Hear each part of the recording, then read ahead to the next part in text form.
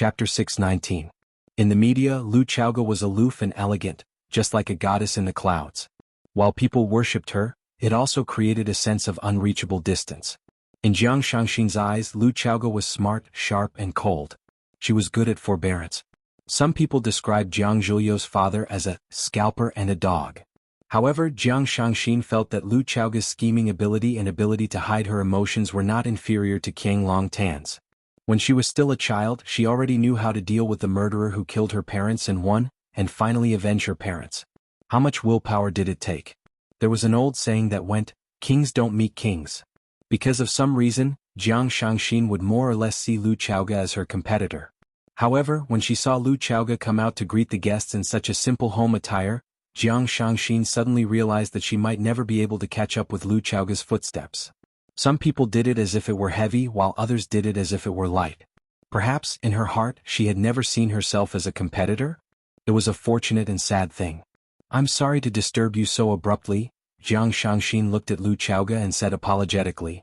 Lu Chaoge smiled and it was like a spring breeze blowing on her face. Jiang Shangxin dared to swear that no media could capture such a smile from Lu Chaoge in the past. Because Jiang Shangxin had studied Lu Chaoge's appearance records, she had never smiled before. At this moment, Lu Chaoge was blissful, and that kind of bliss was emitted from the inside out. It was like a woman who couldn't help but smile foolishly after falling in love, and she couldn't hide it even if she wanted to.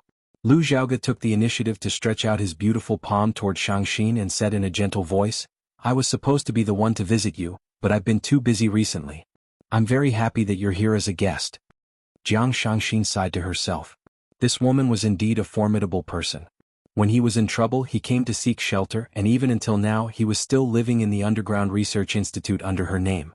She didn't mention or ask about it when she saw him, as if she didn't know about it at all. Needless to say, that was the most embarrassing period of time for Shangxin. A spike in her bone, a scar on her face. If it weren't for Fang Yan who pulled down the plane to Paris in time, the news of her accident would have spread to China. Lu Chaoge's way of handling things made her feel very comfortable, and she felt that she was respected. Why did best friends end up fighting each other to the death? Because he asked too many questions. Jiang Shangxin held Lu Chaoge's hand tightly and said, "I saw an interview about you in the World Finance and Economics 2 years ago. You said that you like to study recipes during your free time at work and cook a delicious meal for yourself. I wonder if I will have the fortune to do so?" Lu Chaoge made an inviting gesture and gestured for Jiang Shangxin to follow him into the house. She said, "When you participated in the Midnight Storm interview, you said that your ideal life is to be a full-time wife who takes care of your husband and children. I guess your culinary skills are pretty good, right? How about we each cook 2 signature dishes? Isn't there still soup?" Jiang Shangxin looked at Fang Yan, who was standing by the window on the second floor, and said, "Mr. Fang should be able to make soup, right?" "No problem," Lu Chaoge said. "The fish soup that Mr. Fang makes is superb, you should try it. It's definitely not to be missed." Jiang Shangxin's face was full of smiles and she said, "In that case I can have a good meal today." Fang Yan did not know that he had fallen into the trap of the 2 women. At this time he was standing on the balcony and calling his grandfather Fang Huwei. "Don't always play with the bird. How old are you? Why are you always fighting with a parrot?" Fang Yan comforted him. Fang Yan talked to his mother on the phone, and Lu once said that his grandfather was in a bad mood these days. The King Kong eagle that he had raised for 3 to 4 years suddenly ignored him. In the past, the man and the bird would have quarreled with each other every day. The King Kong eagle suddenly stopped talking, which made Fang Huwei very anxious. He kept provoking it, wanting to hear it fight back as usual. However, the King Kong eagle seemed to have lost its voice. No matter what Fang Huwei said or did, it just stared at him blankly without saying a word. Later, old master Fang Huwei seemed to understand something and he stopped talking. The man and the bird stared at each other for a long time. This made Lu Wan very anxious, so she called Fang Yan to persuade Fang Huwei. "So what if I'm old? Old people are not allowed to play with birds? Which family's rule is this? If I don't play with birds, what should I do? I want to hunt bears in the mountains and catch turtles in the sea, but I need him to listen to me. If he doesn't listen to me, where can I go? I can only play with the old bird to kill time." Fang Yan felt bad and said guiltily, "Grandpa, why don't I go back and bring you to Huaqing? Didn't you say that? When you were young, you were invincible in Huaqing. Now that you are back in the old place, maybe you can recall your past glory? Is that all right? I will book a ticket back to Yanjing tomorrow." "Go, go, go. I am living well in Swallow Dock. Why would I go to Huaqing? Let me tell you, I am not going anywhere. You don't have to think about it. Fang Huwei refused firmly. Then I will go back and stay with you for a few days? Fang Yen said with a smile. I also want to eat my mom's pork stewed with vermicelli. Fang Huwei sighed and said, Fang Yen, don't bother. I know what you are thinking and I understand your filial piety. But Huaqing is full of things now. You can't leave and you can't leave. Are you worried that I will become demented like that old bird? Or are you worried that I will leave with it one day? Grandpa, Fang Yen said in a sorrowful voice. His father passed away, Mo Qingdi went missing, and the two closest men to his grandpa left. His father was his grandpa's son, and Mo Qingdi was also his grandpa's son. Although he had never said anything in the past few years and would never confide in anyone, his heart was just too bitter. He was such a proud man, how could he bear such a blow? In the 3 years that Fang Yen suffered, Grandpa Fang's body became weaker and weaker. No one knew when the oil lamp would burn out. Even a gust of wind could blow him out. Birth, old age, sickness and death are human nature. Who can defy the heavens? Fang Huwei said gently. His words carried the bleakness of the autumn wind and the falling leaves. I don't know how much merit we have to cultivate for the heavens to let us come to this world. Originally, it should have been you going your own way and I going mine, but because we had unresolved grievances in our previous lives, I became your grandfather and you became my grandson. I, Fang Huwei, have never let down the heavens and never bow down to anyone. I have trained hard and lived my life seriously. My life has come to an end and I have lived my life to the end. But your life has just begun. You haven't lived a single Chou Maoyin yet. You have to continue working hard and don't waste your time on an old man like me. It is too precious. We can't afford to waste it. Grandpa, is there anything more important than spending time with you? Fang Yen endured the pain in his heart and said with a smile, there are shortcuts when it comes to being a person or doing things. For example, if I want to practice martial arts, I have to find a good master. You and the old drunkard are good masters. They can teach me quickly and help me improve faster than my peers. It is the same with being a person. If I want to live a single Chou Maoyin, I will stay by your side and listen to you tell me about the ups and downs of life. I like the stories you tell me and they contain profound philosophy. After listening to you for 30 to 50 years, maybe I will become the smartest person in the world. Fang Huwei was amused by Fang Yan's words. He laughed and scolded, Bullsh*T. How many stories do I have to tell you for 30 to 50 years? At that time, I will be more than 100 years old, and you will be 70 or 80 years old. A 100-year-old monster telling a 70 or 80-year-old man how to be a person. If someone saw this scene, they would have a heart attack. Hearing his grandpa's hearty laughter, Fang Yen felt a little better. He said, if someone saw this scene, they would definitely think of us as immortals. I am an old immortal and you are an old immortal. I will give you 2 roasted chickens and a pot of plum wine. We can even have a drink. You're just making things up, kid? Fang Huwei said with a smile. After a pause, old Master Fang said in a deep voice, I went to see Master 2 days ago. I will go to Master and ask for justice for you. What did Master say? Fang Yan's heart sank as he asked aloud. Bai Xiu was Master's student. Bai Xiu and Jiang Junling had planned that fatal trap, but in the end Fang Yan had counterattacked and stabbed Bai Xiu to death. Did Master know what Bai Xiu had done? What would Master think about Bai Xiu's death? Fang Yan had to consider these questions and he had to think of the worst. Master said. Old Master Fang Huwei's voice was low and powerful. He said, he should give you an explanation for this matter. He asked you to come back when you have time. You should come back too. That child Wen Nuan seems to be advancing again. If you don't work harder, you will fall behind her again. You will be bullied by women for the rest of your life. I understand. Fang Yen said with a smile. When Fang Yingying and Fang Haohan came to Huaqing, they had said that Yi Wennuan had gone into seclusion again. During this time, Fang Yen had been unable to contact her. Every breakthrough was a rebirth. It was full of hope, but also unknown danger. Fang Yen wanted to go back and face it with her. I will go back as soon as possible. Chapter 620. Every moment in the business world will not repeat itself. The next Bill Gates will not develop an operating system, and the next Larry Page or Sergey Brin will not research on search engines. The next Mark Zuckerberg will not create a social network. You have a better starting point, you have better resources, and you are much richer and stronger than they were when they started. Why must you make a cell phone? When Jiang Shangxin heard Lu Chaoga say that Chaoyan Technology wanted to make its own cell phone brand, she looked at her in disbelief and said, The competition in the cell phone market is intense now, and more than 90% of the market is occupied by cell phone giants like Apple, Samsung, and Xiaomi. How much effort will you have to put in as a newcomer? How much attention can you attract? There are countless people who want to overthrow the hegemons, but almost all of them have been wiped out. You could have done something that changed the world. From 0 to 1, Lu Xiaoga said. This is the business logic of Peter Thiel, the founder of PayPal and the first external investor of Facebook. He is the greatest investor and he believes that innovation is not from 1 to n but from 0 to 1. Are you his believer? Yes, this is a great person and he always wants to do something that will change the world. He believes that the greatest mediocrity is imitation. Jiang Shangxin did not hide her admiration and respect for that venture capital emperor. She said, so he did it? He became a god in the hearts of countless entrepreneurs? You should be such a person, and not repeat the same things as those mediocre people. You have the Chaoyan Empire and you have a technological killer like the Rubik's Cube. How much technology can a cell phone have? No matter how great those cell phone manufacturers are, they are only at the level of technology that those small factories in Shin City can achieve. Even the standby time is longer than those branded phones. I think it is a waste of resources for you to make a cell phone. Lu Xiaoga held onto the fragrant tea in his hands and looked at Jiang Shangxin with a smile on his face. He said, Grim Gale once said that from the perspective of practical economics, an enterprise must first survive before it can think about innovation.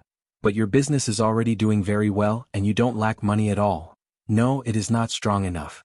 Lu Xiaoga's voice was gentle, but there was a burning ambition in her eyes. I said that I want to make a strong business empire, and I want it to be the strongest backing. Everyone in the world needs a cell phone and I will not let go of this market. I know that Apple and Samsung are very strong, and I know that they have occupied more than 90% of the market, but no matter what, I am willing to fight for it. Jiang Shangxin stared at Lu Xiaoga with a burning gaze and asked, everything that you have done is for Fang Yan, right? Lu Xiaoga took a sip of tea and said with a smile, Lu Xiaoga said, Fang God. For others, for myself. This is what I want to do, what I am willing to do. We have to chase after something in life. Making Chao Yan the most powerful business empire is my life's pursuit. Jiang Shangxin nodded her head seriously and said, yes, it feels so good to work hard for your dreams. Have you made up your mind? What? Lu Xiaoga looked at Jiang Shangxin in confusion. If you have made up your mind, bring me along, Jiang Shangxin said. I don't want to miss the birth of a great cell phone, no matter if I invest in Longtu Group or in my own name. Lu Xiaoga extended his hand to Jiang Shangxin and said, welcome. Jiang Shangxin shook Lu Xiaoga's hand and said, so, have you thought of a name for the cell phone that is going to turn the world upside down? Lu Xiaoga shook her head and said, I haven't decided yet. I have a suggestion, Jiang Shangxin said. Fang Yan happened to come downstairs and saw Lu Xiaoga and Jiang Shangxin shaking hands and chatting happily. He smiled and said, did I see something that I shouldn't have? Jiang Shangxin then let go of Lu Xiaoga's hand and asked Fang Yan, what kind of content do you want to see? Tell us, we might be able to satisfy you. Lu Xiaoga blushed. She didn't want to explain anything and just lowered her head to drink her tea. The moment Fang Yan imagined the scene of Shangxin and Lu Xiaoga tearing each other apart and rolling around, he felt as if his nose was going to bleed profusely. He switched the channel hurriedly and sat down opposite Shangxin. Why are you here? Jiang Shangxin was very dissatisfied with Fang Yan's question. She looked at Lu Xiaoga and said, Sister Lu, Fang Yan doesn't welcome me. Lu Xiaoga rolled her eyes at Fang Yan and scolded him for talking nonsense. She comforted Jiang Shangxin and said, treat this place as your home. Come and talk to me when you have time. Sister Lu is so hospitable, much better than some people, Jiang Shangxin said with a smile. Fang Yan was secretly surprised. Based on his understanding of these two women, this was the first time that they were sitting so close to each other and chatting.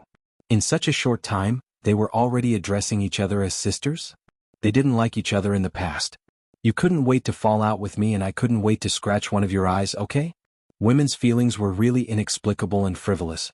Lu Xiaoga placed the teacup on the coffee table and said to Fang Yan, Shangxin and I have already discussed it. We will each make 2 of our specialties and we need someone to make a soup. Fang Yan nodded and said, I will call Fang Yingying in. His tomato and egg soup is very good. Sister Lu said that the fish soup you make is the best. Jiang Shangxin squinted her eyes at Fang Yan and said, Mr. Fang, we are so busy doing this and that because of you. It shouldn't be a problem for you to make a bowl of soup to reward us, right? Both of you have already discussed it. Do I still have a chance to reject? Fang Yin said with a bitter smile. Jiang Shangxin made 2 dishes, crispy pork ribs and fried bean skin with oil. Lu Chaoga made her specialties, steamed fish with black bean sauce and tofu with spring onions. Fang Yin made a fish soup. During the meal, Fang Yingying would come in from time to time to take a look. He would praise Lu Chaoga for being more beautiful than 2 hours ago and Jiang Shangxin for having such an outstanding temperament. He would even go against his conscience and say that Fang Yin was gentle, generous, and a good uncle master. Of course, Fang Yin still chased him out.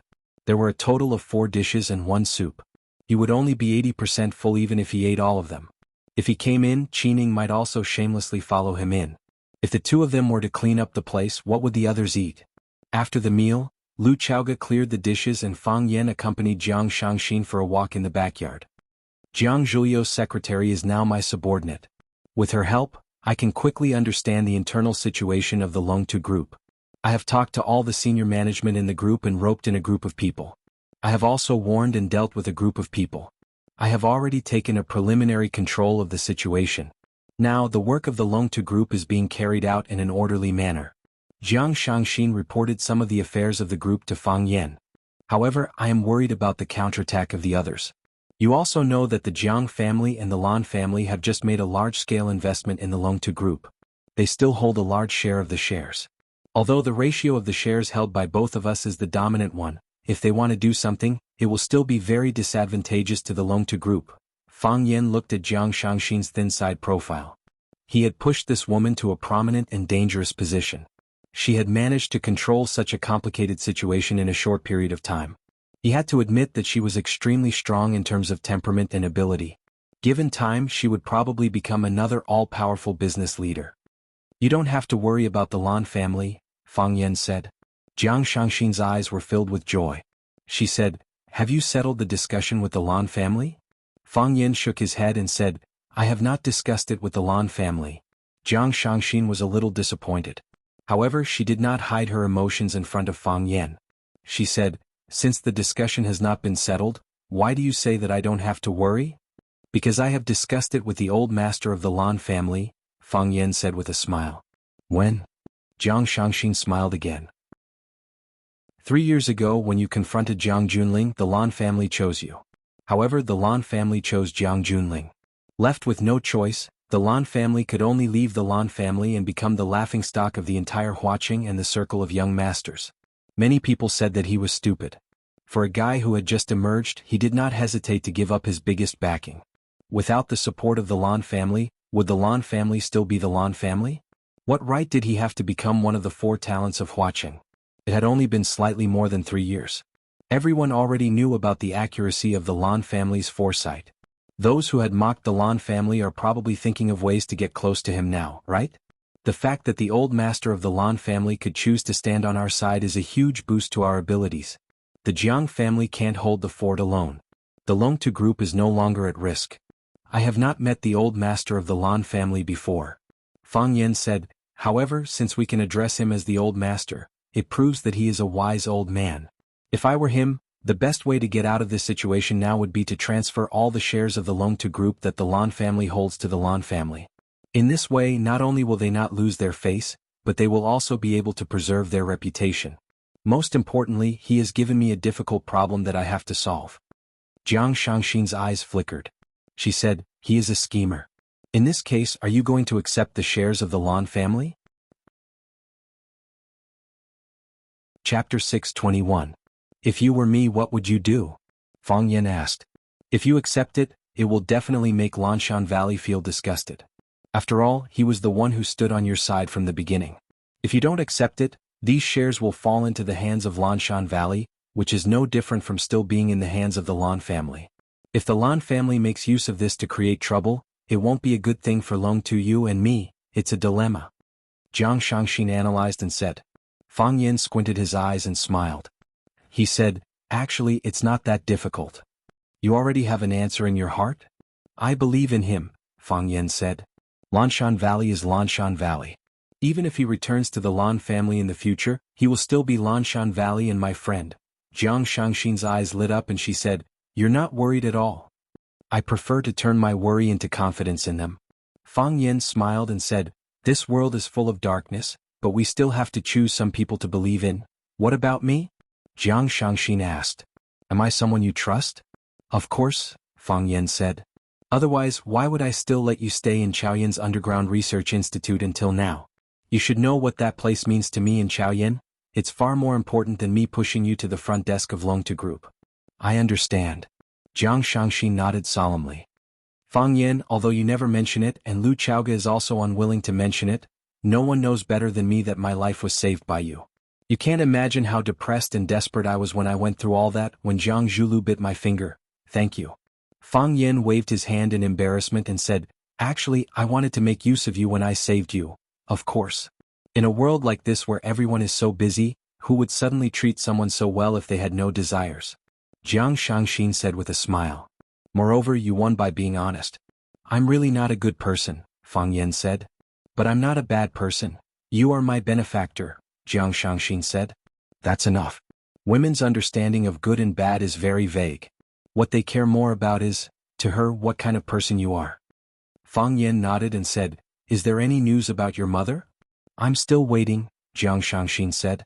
Without the protection and help of the general family, I'm just a weak and pitiful woman. What can I do? I've talked to Du Qinggo. He's already sent people out to search. If there's any news, he'll contact me immediately. Don't worry, it'll be fine. Jiang Shangxin looked at Fang Yan with a face full of gratitude and said, Fang Yan, thank you. She is my only family. Don't worry, we'll save her, Fang Yan said with a serious expression. Jiang Shangxin looked at Fang Yan's clear and sincere eyes at this moment and said, I've always wanted to repay you, but I don't know how to do it. Maybe you don't need anything now. But when you need something, you must think of me first.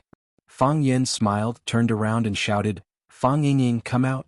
Fang Yingying walked out from behind the dense bushes and said awkwardly, Junior Marshal Uncle, I didn't mean to eavesdrop on your conversation. You heard it by accident, right? Yes, that's right. Fang Yingying nodded his head vigorously. Fang Yan couldn't be bothered to argue with this rascal and said, Send Miss Jiang to Chaoyan Research Institute. No problem. Fang Yingying nodded his head and agreed. This was the brightest moment, but it was also the most dangerous moment. Fang Yan heard that Jiang Zhulio's mother had gone to look for Jiang Shangxin and even said some threatening words. He didn't want anything to happen to Jiang Shangxin, as it would ruin his overall plan. No one was more suitable than Jiang Shangxin to help him control the Longtu group. Even Lu Chaoga wasn't as legitimate as her.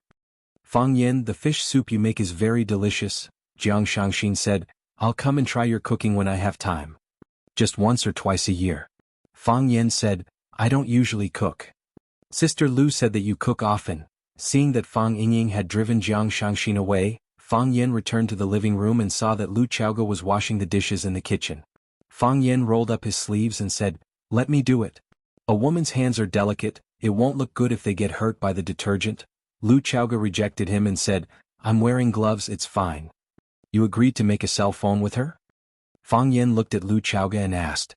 Since she wants to join us? Lu Chaoga turned to look at Fang Yan and said, Why should we reject her? She is a capable woman, she can help you. Most importantly, I can tell that she really wants to help you. Otherwise, she wouldn't have offered to make a cell phone with me. You trust her? I trust you more. Lu Chaoga said, I believe that she won't betray you after you did so much for her. Which woman can bear such kindness? Fang Yan sighed softly and said, Li Yun's whereabouts are unknown, she is ultimately a threat to us. If they're using her as a card, then let's just wait for them to show their hand, Lu Chaoga said. Compared to a dead person, it's more meaningful to keep her alive. That's right, Fang Yan agreed. There are too many temptations in this world, let's see who can last until the end. Mo Qingdi found that he was surrounded. He was surrounded together with the transparent puppy. Standing in front of them was a group of ferocious white animals. They were the rulers of this land of extreme cold, the snow wolves. Snow wolves are pack animals, they eat and sleep together, they come and go like the wind. Not to mention, no matter if their prey was one or a group, they would always fight together. A bit like humans' shameless style of fighting against a group of them or a group of them. Because of their numbers as well as their ferocious nature, no one on this land of glaciers, no, not even animals, are willing to fight against them. Mo Qingdi met them once in the White Sea, when they were tearing apart an ice bear. Their strong bodies, running speed, and ferociousness in battle left a deep impression on Mo Qingdi. Mo Qingdi used the hermit breath technique to seal his breath and buried his entire body in the deep snow to avoid a direct confrontation with them. Mo Qingdi didn't like eating wolf meat, and he didn't like being eaten by wolves even more. However, he didn't expect that after hiding in this cave, he would still be found by this group of glacier gangsters. Their target is, the transparent puppy? I can't let them eat the ice dragon, Mo Qingdi thought. Even he couldn't bear to eat it, how could he let a group of wolves eat it? With that thought in mind, Mo Qingdi took 2 steps forward. He used his huge body to block in front of the transparent puppy, and looked straight into the wolf lord's crimson eyes. Mo Qingdi's fists were clenched tightly as he pondered over the method and direction of his attack. In the middle of the pack of wolves stood an extremely tall and big snow wolf. Its white fur was longer and its eyes were redder, as if its pupils were filled with blood. Mo Qingdi thought, I'll start with it in a moment. He understood the habits of these animals, they bullied the weak and feared the strong. If he killed the wolf lord first, they would probably scatter in disarray. Mo Qingdi missed his spear a little. If only he could drag it along when he ran for his life during the earthquake. With a spear in hand, the world is mine. Now that he didn't have a spear, his prestige as a man was also weakened. Just as Mo Qingdi was thinking about this, the wolf lord's eyes were also fixed on Mo Qingdi. After glancing at Mo Qingdi, it actually moved its eyes away. Mo Qingdi was no match for it. The transparent puppy was very dissatisfied with Mo Qingdi's reaction. Its little feet stepped on the solid ice and it trotted in front of Mo Qingdi. Mo Qingdi was afraid that the transparent puppy would have some mishap. If it was eaten by these wolves, then he wouldn't have to hesitate about whether or not to eat the transparent puppy. At that time he wouldn't even have the chance to hesitate. Mo Qingdi had to protect the transparent puppy from harm. So, Mo Qingdi once again stood in front of the transparent puppy. This time the transparent puppy was angry. It bared its teeth and used its head to gently nudge Mo Qingdi's buttocks. After that, it once again rushed in front of Mo Qingdi. Because this man and dog were constantly trying to stand up for each other, they were getting closer and closer to the position of the wolf pack. Just as Mo Qingdi was wondering if standing in front of the transparent puppy again would arouse its strong resentment and prevent it from giving him food again, the transparent puppy moved. It actually took the initiative to attack the wolf lord in the middle of the pack. Its body leaped up, and as if there was wind under its feet, it floated in front of the wolf lord. The wolf lord's eyes became even redder. Its body crouched down and then like a cannonball, it rushed toward the transparent puppy. The wolf lord's body was strong, and its size was much larger than the transparent puppy. In Mo Qingdi's eyes, the transparent puppy had no chance of winning. It opened its bloody mouth towards the transparent puppy's neck, and its sharp teeth emitted a frightening cold light. Be careful, Mo Qingdi shouted. He didn't know what to call its name, but at this moment, the life and death of the transparent puppy made him extremely worried. It was just like how it was Fang Yen, the closest family member to him. In this glacial land, it was indeed his only family. The transparent puppy's neck was bitten by the snow wolf. No, that was just his imagination. Just as the snow wolf's slender teeth were about to pierce through the transparent puppy's neck, the transparent puppy's body unexpectedly drifted again, and in a flash, it jumped on top of the snow wolf's head. A dog stepping on the head of a wolf, such a scene, was really quite creepy. It was the great wolf lord and it was actually being stepped on by a dog. The wolf lord was really angry. Woo! It looked up to the sky and howled as if it was going to tear its skin and drink its blood. Woo! The majestic howl with hidden anger turned into a painful whine, because the ice dragon had bitten off half of its head. Chapter 622. The whole body of the puppy was translucent, and its snow-white skin looked like it would crack at the slightest touch. Its eyes were so innocent and its body was so thin and weak. It looked a little proud and a little proud. It looked so pitiful that people couldn't help but want to protect it. It was obviously the little submissive dragon of the ice dragon world. If it was a dog, then it would be a little submissive dog. The roar at the front turned into a sad whine at the back. The huge body of the wolf king, which was majestic and arrogant a moment ago, fell to the ground. The change in style was too fast for people to accept. Half of the wolf king's head was in the sharp mouth of the little transparent dog. When the wolf king fell to the ground, the dog had already floated in front of Mo Qingdi like a gust of wind. The little transparent dog spat out the wolf king's head in disgust, and used its tongue to roll up a ball of ice and snow on the ground and put it in its mouth. After it spun a few rounds, it actually spat it out with a pew sound. It actually knew how to rinse its mouth. Mo Qingdi blushed. He couldn't brush his teeth after coming to this land of glaciers. Every day he just grabbed a handful of ice and chewed it in his mouth, He felt that he was not as clean as the little transparent dog. Ice Dragon turned his head to look at Mo Qingdi with a smug look on his face. It spat at Mo Qingdi as if to say, "Look how powerful I am." Mo Qingdi's mouth twitched but no words came out. Defeating the Snow Wolf King in one round, it certainly had the right to show off. The tragic death of the Wolf King immediately made the wolves restless. They retreated in unison, staring fiercely and vigilantly at the little transparent dog in front of them. Awoo! Soon, another huge snow wolf walked to the center of the pack, letting out a long howl. Hearing its howl, the pack of snow wolves also howled. They had chosen a new Wolf King. The new Wolf King pounced and chewed off half of the head of the previous Wolf King that the little transparent dog had spat out. With a mouth full of blood, it howled again.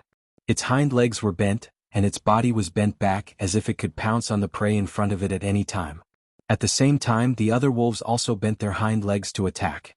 They were ready to unleash their shameless nature and carry out the wolf pack tactics that they had always won. The transparent dog bit the Wolf King to death in a single round, displaying its extraordinary combat ability. However, there were close to 100 snow wolves in the surroundings, and the little transparent dog seemed to be alone.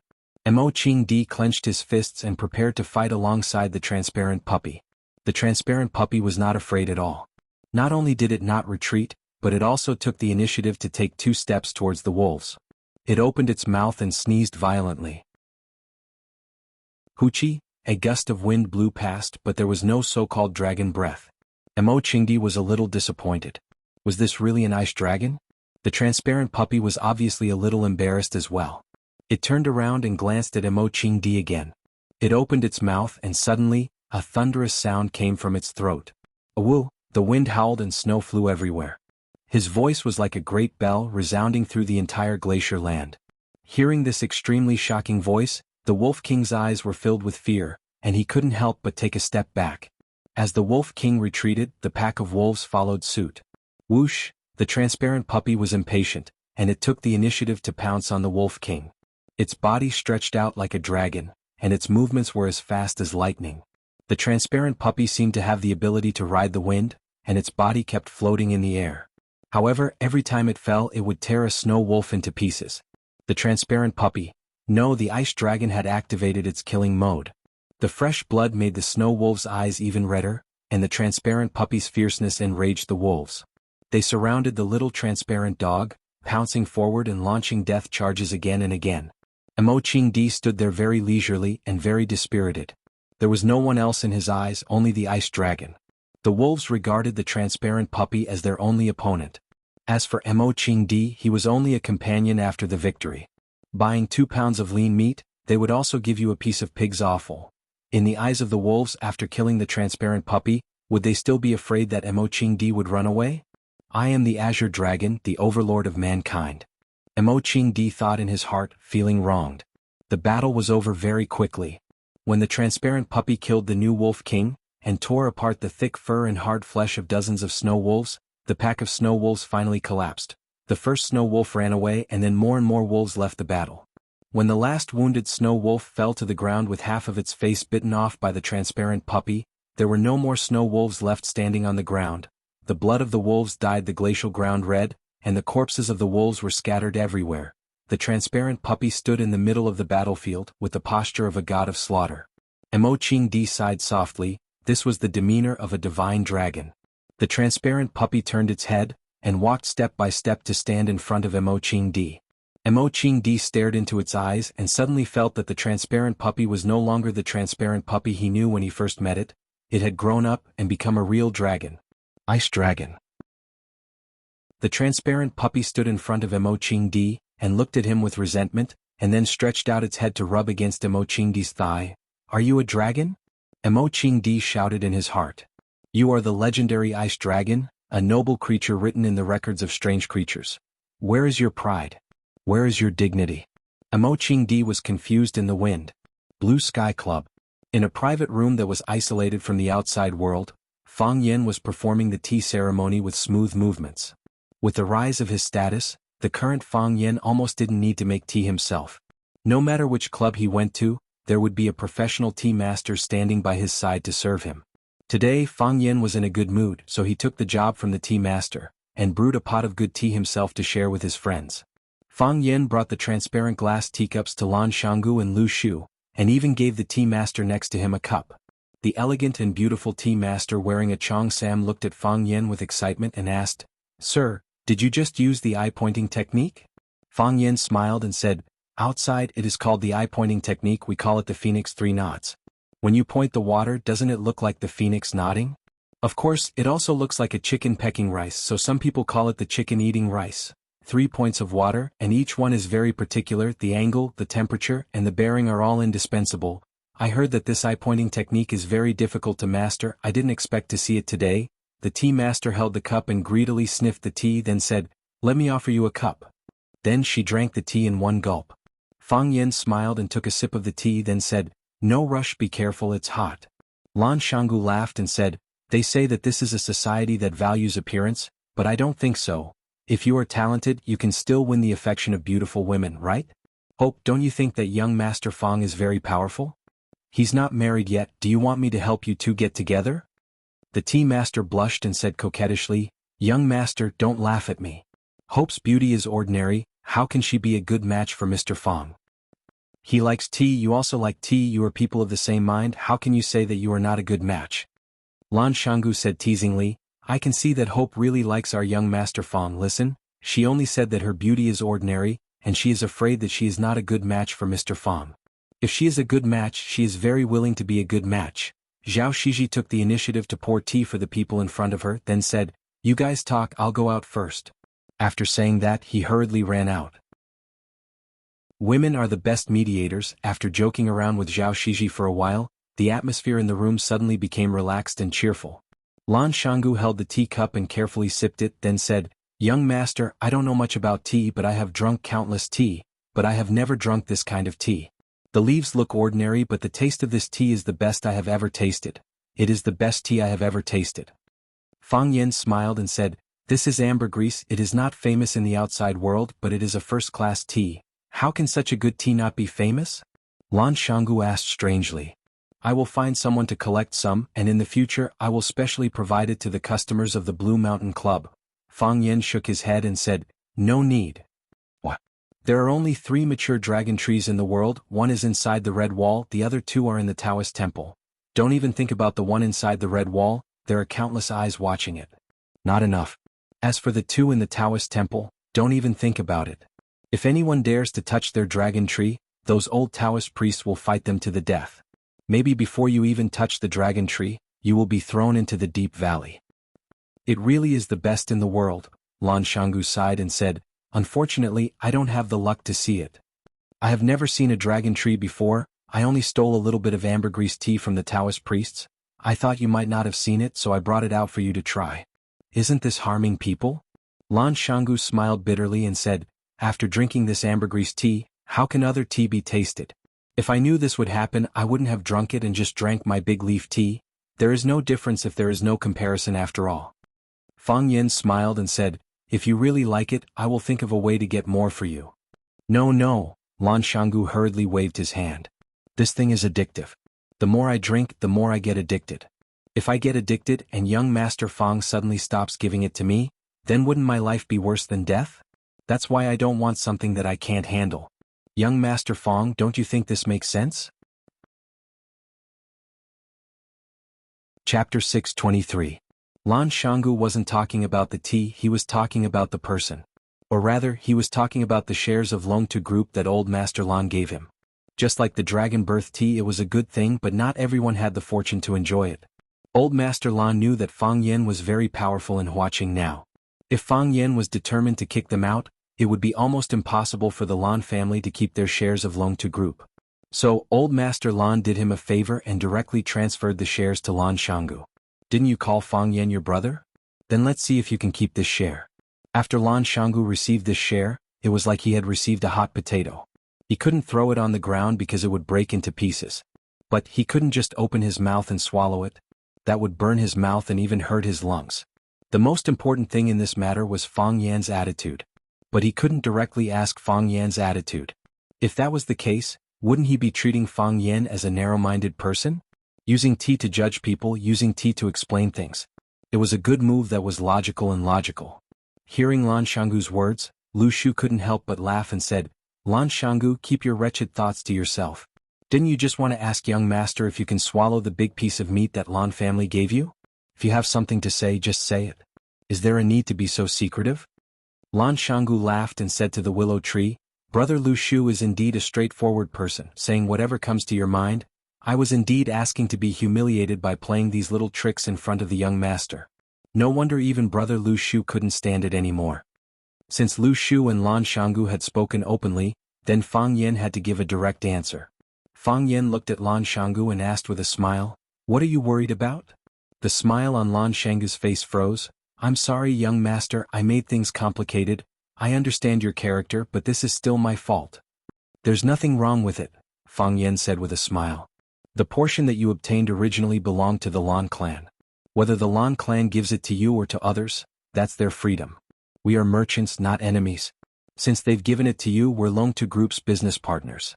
It's the same as our cooperation on Chaoyan technology. What's there to be sorry about?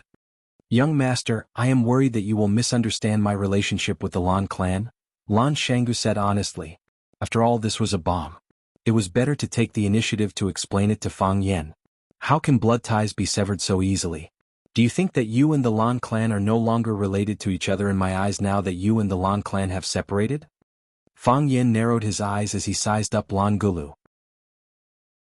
On the contrary, you will make me wary and vigilant. If you treat your own parents and family like this, how good can you be to others? Young master, the Lan clan is your home in Lan Gulu. It's natural for you to have connections and cooperate with them. I won't be so heartless to the point where you have to make a choice between me and your family. Do those women who do such things have a good ending? You don't have to do something like not going home for 3 years anymore. That doesn't prove your loyalty, it only proves that you're cold-blooded and heartless. I know what you're worried about.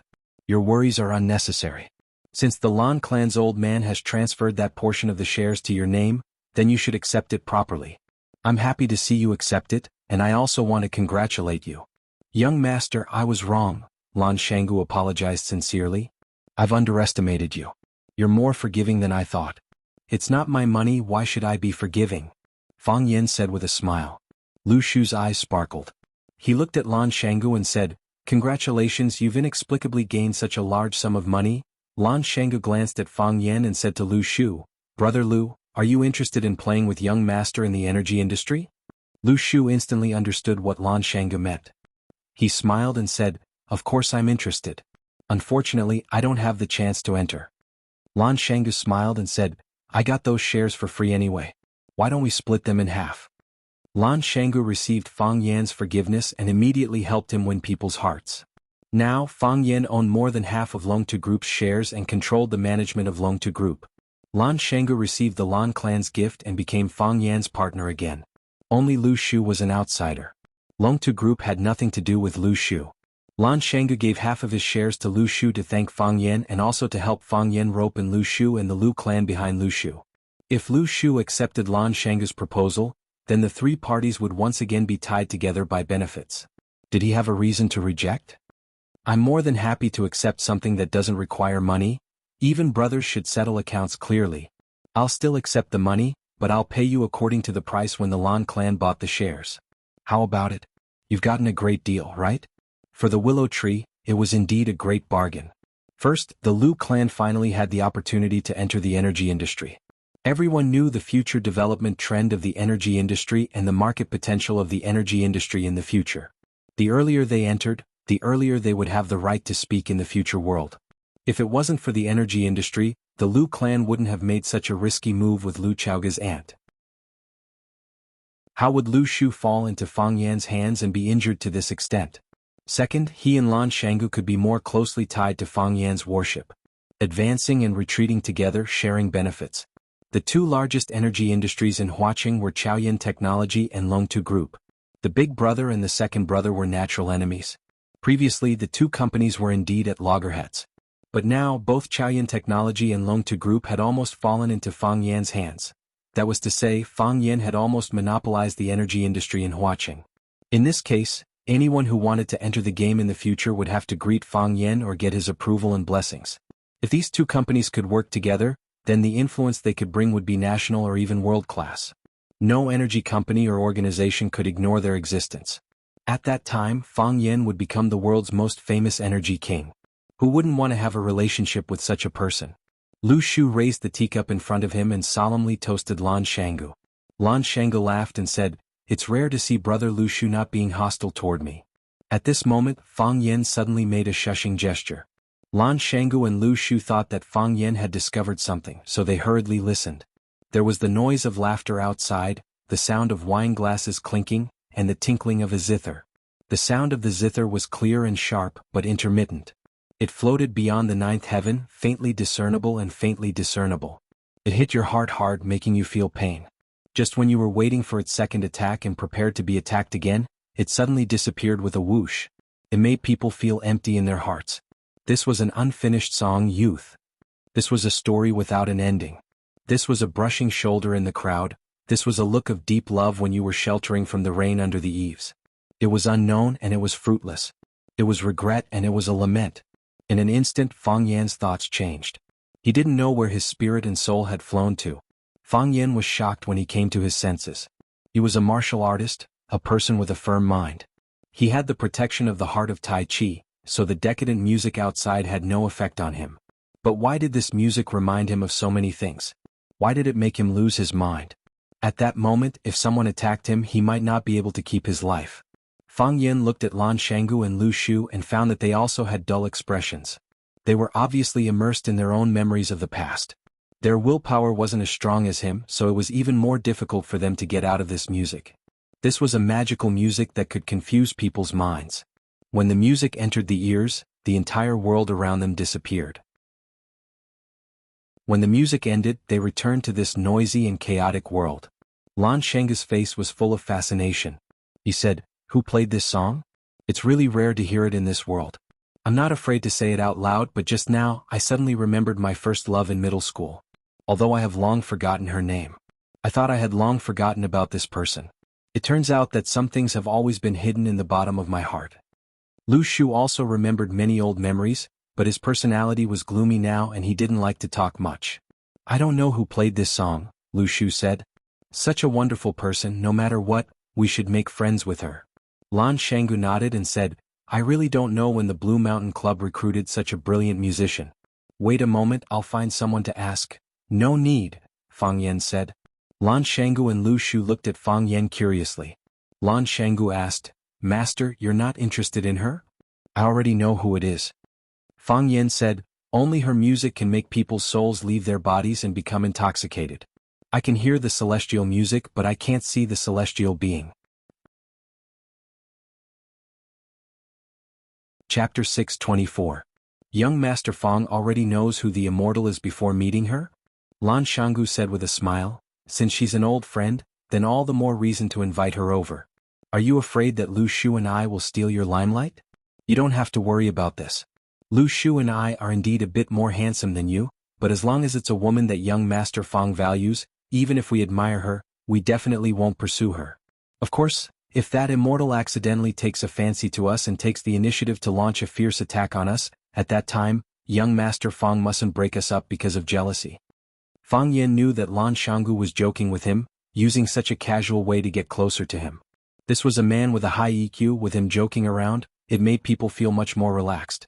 If he were to sit there with the willow tree with a gloomy face, speak sarcastically, and look at people with a hidden ominous glint, perhaps Fang Yan wouldn't even be able to hold on for a minute. He would have long made up an excuse like his puppy was about to give birth to a second child and run away. Fang Yan shook his head, looked at Lan Shangu and said, "We're not old friends. I know who she is, but she doesn't know who I am. Plus we've never met before. You can say that we're complete strangers." Lan Shangu looked confused and asked, "I'm getting more and more curious. What kind of person could make young Master Fang fall in love with her so much? I know that the women around young Master Fang are all beauties. Ordinary people can't enter your eyes. Someone who plays classical music? If there really is such a person, then it can only be that legendary figure. There's only one person in the whole of Wuxia. I'm afraid I won't have the luck to meet her in this lifetime." "That person," Fang Yan said with a smile. Lan Shangu's eyes widened and said, "One of the 7 addicts of Wuxia, Lu Qi?" "That's right." Fang Yan nodded with a smile. When I was in Beijing, I was fortunate enough to hear one of her performances. I only heard the music but didn't see her. However, it was enough to be unforgettable. He subverted my understanding of music and magnified all kinds of positive and negative emotions hidden in the bottom of my heart. It made it difficult for people to extricate themselves from the past. Some were sad, some sighed, and even more wept. My voice lingers for 3 years. When I first heard the sound of the zither, I didn't have such a strong feeling. But towards the end, I once again fell into an uncontrollable mood. I think that a musician of this level is not something that can be found easily. Only she had such an ability. Who else could it be if not her? Yes. I've also heard of an interesting story about music fanatic. Lan Shanga said seriously, it said that when someone listened to Music Fanatic's live performance, they were so excited that they ran around naked. This kind of baseless thing, Fang Yan's cheeks were slightly red, and she had the urge to strangle those people who were gossiping around. It's usually a marketing event for the company behind the scenes. Entertainment companies often use this kind of method to promote their artists. I didn't expect that a fairy like Music Fanatic would also use it. It seems a bit vulgar, and doesn't match the identity of Music Fanatic Wuxia's 7 fanatics. Who doesn't know how to market? Lan Shanga said with a smile. Fang Yan carefully examined Lan Shanga's expression, wanting to see if he knew what happened at the Maple Leaf Club that night. To his disappointment, he got an affirmative answer from Lan Shanga's face. He knew everything that had happened that night. He even knew that the streaker was sitting in this private room. He was deliberately teasing him with this matter. That was the resonance between the heart of Tai Chi and the music, causing the internal energy in the body to run wildly, and the clothes on the body burst. Fang Yan tried hard to explain. You don't understand. Yes, I don't understand. Lan Shanga said, many people present didn't understand either. That's why when I heard about that incident, people said that someone was so excited after hearing the Music Fanatic's performance that he took off his clothes and ran naked. I couldn't correct them. After all, I wasn't there to witness that exciting scene. Fang Yan wanted to take back Lan Shanga's shares from Longtu Group. What was the point of letting him earn so much money? He was going to strangle him to death soon anyway. I didn't expect the mysterious music fanatic to appear in Huaqing, and to come to my Blue Mountain Club. Lan Shanga seemed to have guessed what Fang Yan was thinking and quickly changed the topic. Since young Master Fang hasn't seen the music fanatic as the owner of the club, why don't I go and greet her and invite her to our private room? No need. Fang Yan rejected.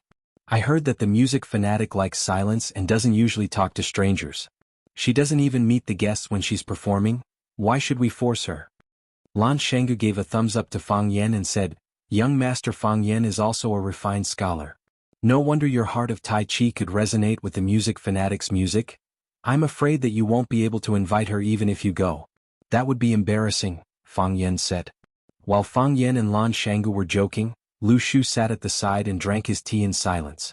He seemed to be listening attentively to what the two were saying, but he also seemed to be uninterested in anything. Lu Shu, one of the 4 prodigies of Huaqing, was once active in the circle of Huaqing's playboys.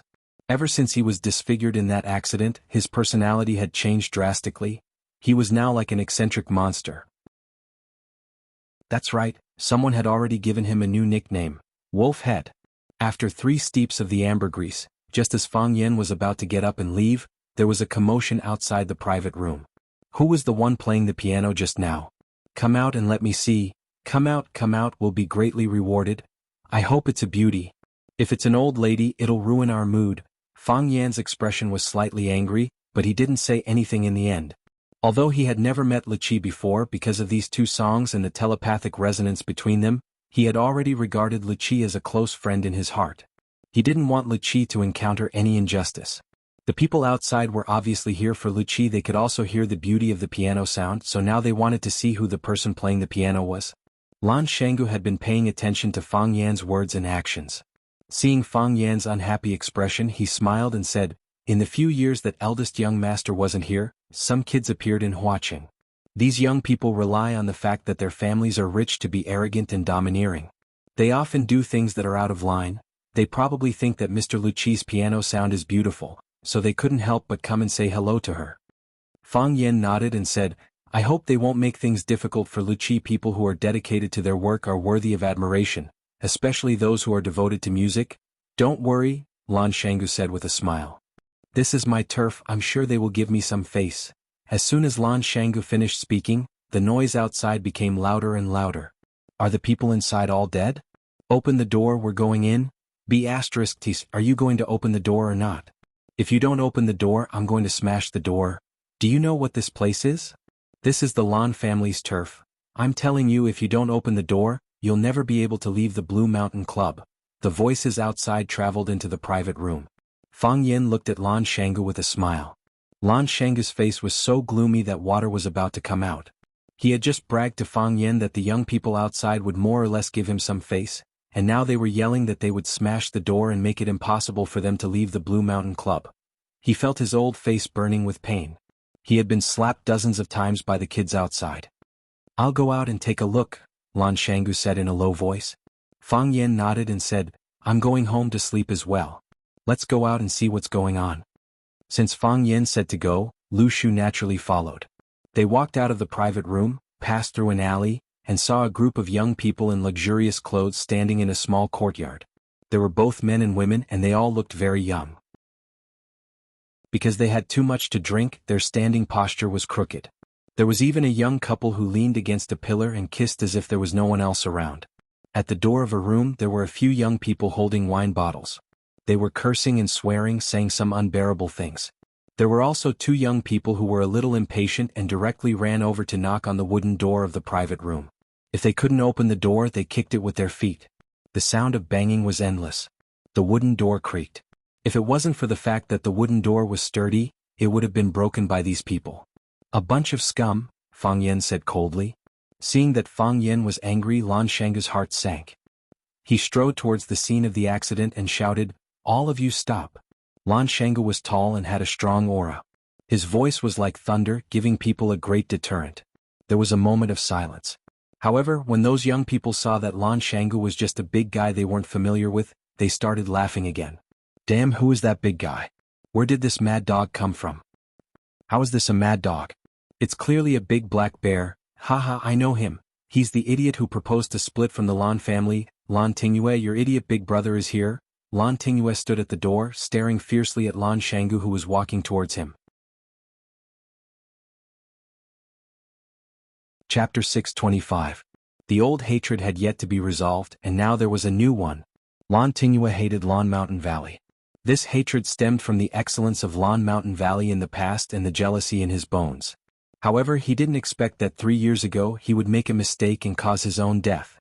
If he hadn't left the Lan clan, which young master in Flower City would dare to look down on him? Just because of a few words in front of the house, Lan Tingyue's newly bought Lamborghini was hit by a Hummer and turned into scrap metal. They didn't even need to drag it to a 4S shop to be repaired, because the repair money was enough to buy a new, better car. If there was a chance, Lan Tingyue wished he could put a gunny sack on Lan Gudu's head, beat him up, and throw him into the Pearl River. However, he knew that the possibility of this happening was too low, because the Lan Mountain Valley was too ferocious. If he really fought with Lan Shangu, it was more likely that Lan Shangu would put a gunny sack on his head and beat him up before throwing him into the Pearl River. Although Lan Tingyue didn't like Lan Gulu, he liked the Blue Mountain Club established by Lan Gulu. It gave him a sense of security. He could proudly tell others that this was the Lan family's territory. Of course, the staff of the Blue Mountain Club did treat him like a master. Today, when Lan Tingyue was drinking with his friends in the outfield, he suddenly heard a very strange sound of the zither. They didn't know what was going on. After hearing the sound of the zither, all the friends present felt uncomfortable. However, even when they were in a bad mood, they still hoped that the music would not stop. While they were hurt and looking forward to it, the sound of the zither slowly disappeared. Their hearts were filled with regret. How could these young people understand the beauty of regret? Lan Tingyue immediately summoned a club member who was familiar with him and asked him where the sound of the piano came from. The club member would not hide anything from the cousin of the big boss. Therefore, Lan Tingyue took this group of second-generation masters of Zihua City to find the person who played the zither. He called the door, but it didn't open. Just when he was about to show his hooligan style, Lan Shangu appeared like a ghost again. Murphy's Law said that whatever you were afraid of would happen. Lan Tingyue felt that it was necessary for him to have a good talk with the guy named Murphy.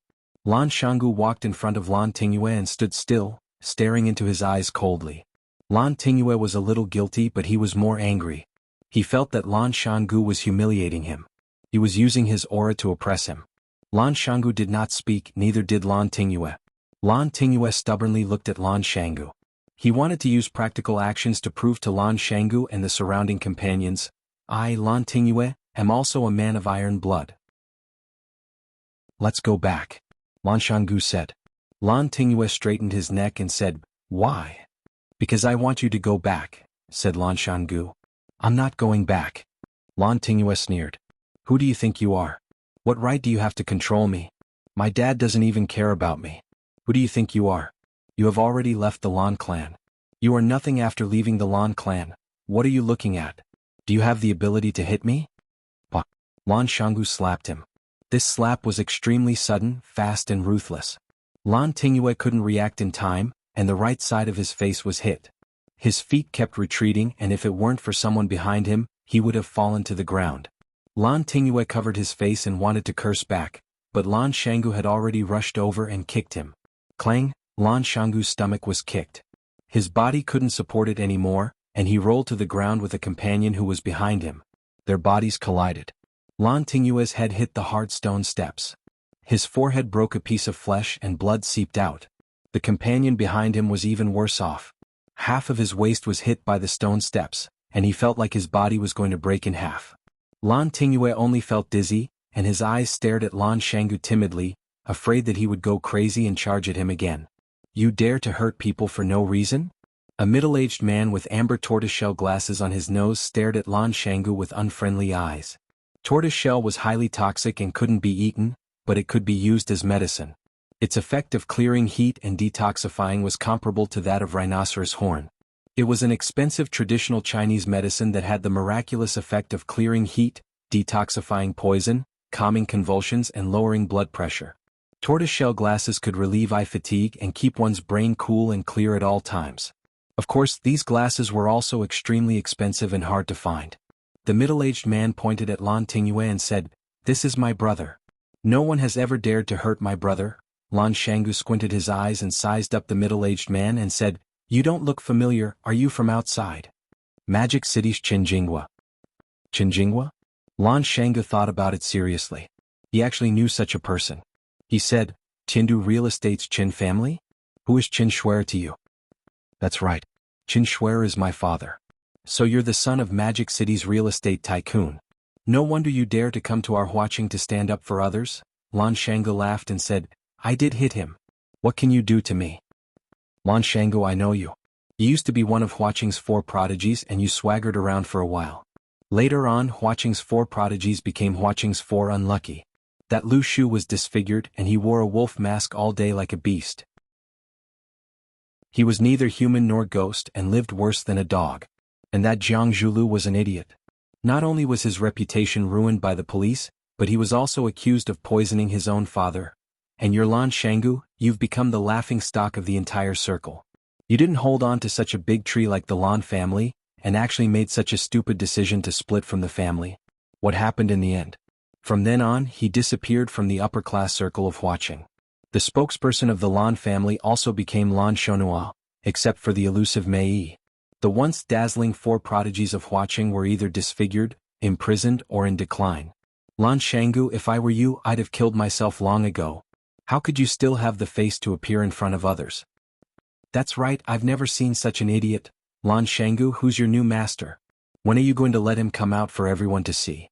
Lan Shangu, I heard that you're crying to go back now? I'm afraid the Lan family won't want you anymore, right? So he's that big idiot? My brother often talks about him. He's such an idiot. It had to be said that Qinjinghua, who came from Charm City, was very familiar with the history of Huaqing's 4 prodigies.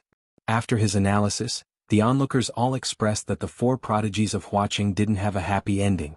Especially Fang Yan, who was standing not far away, his face was even redder as if he was drunk. Whether it was the disfigured Lu Shu or the imprisoned Jiang Zhulu, they were all closely related to him. Moreover, Lu Shu was sitting right next to him. Now that his disfigurement was exposed, how were they going to be close friends in the future? No, it should be said that he was the culprit of the tragedy.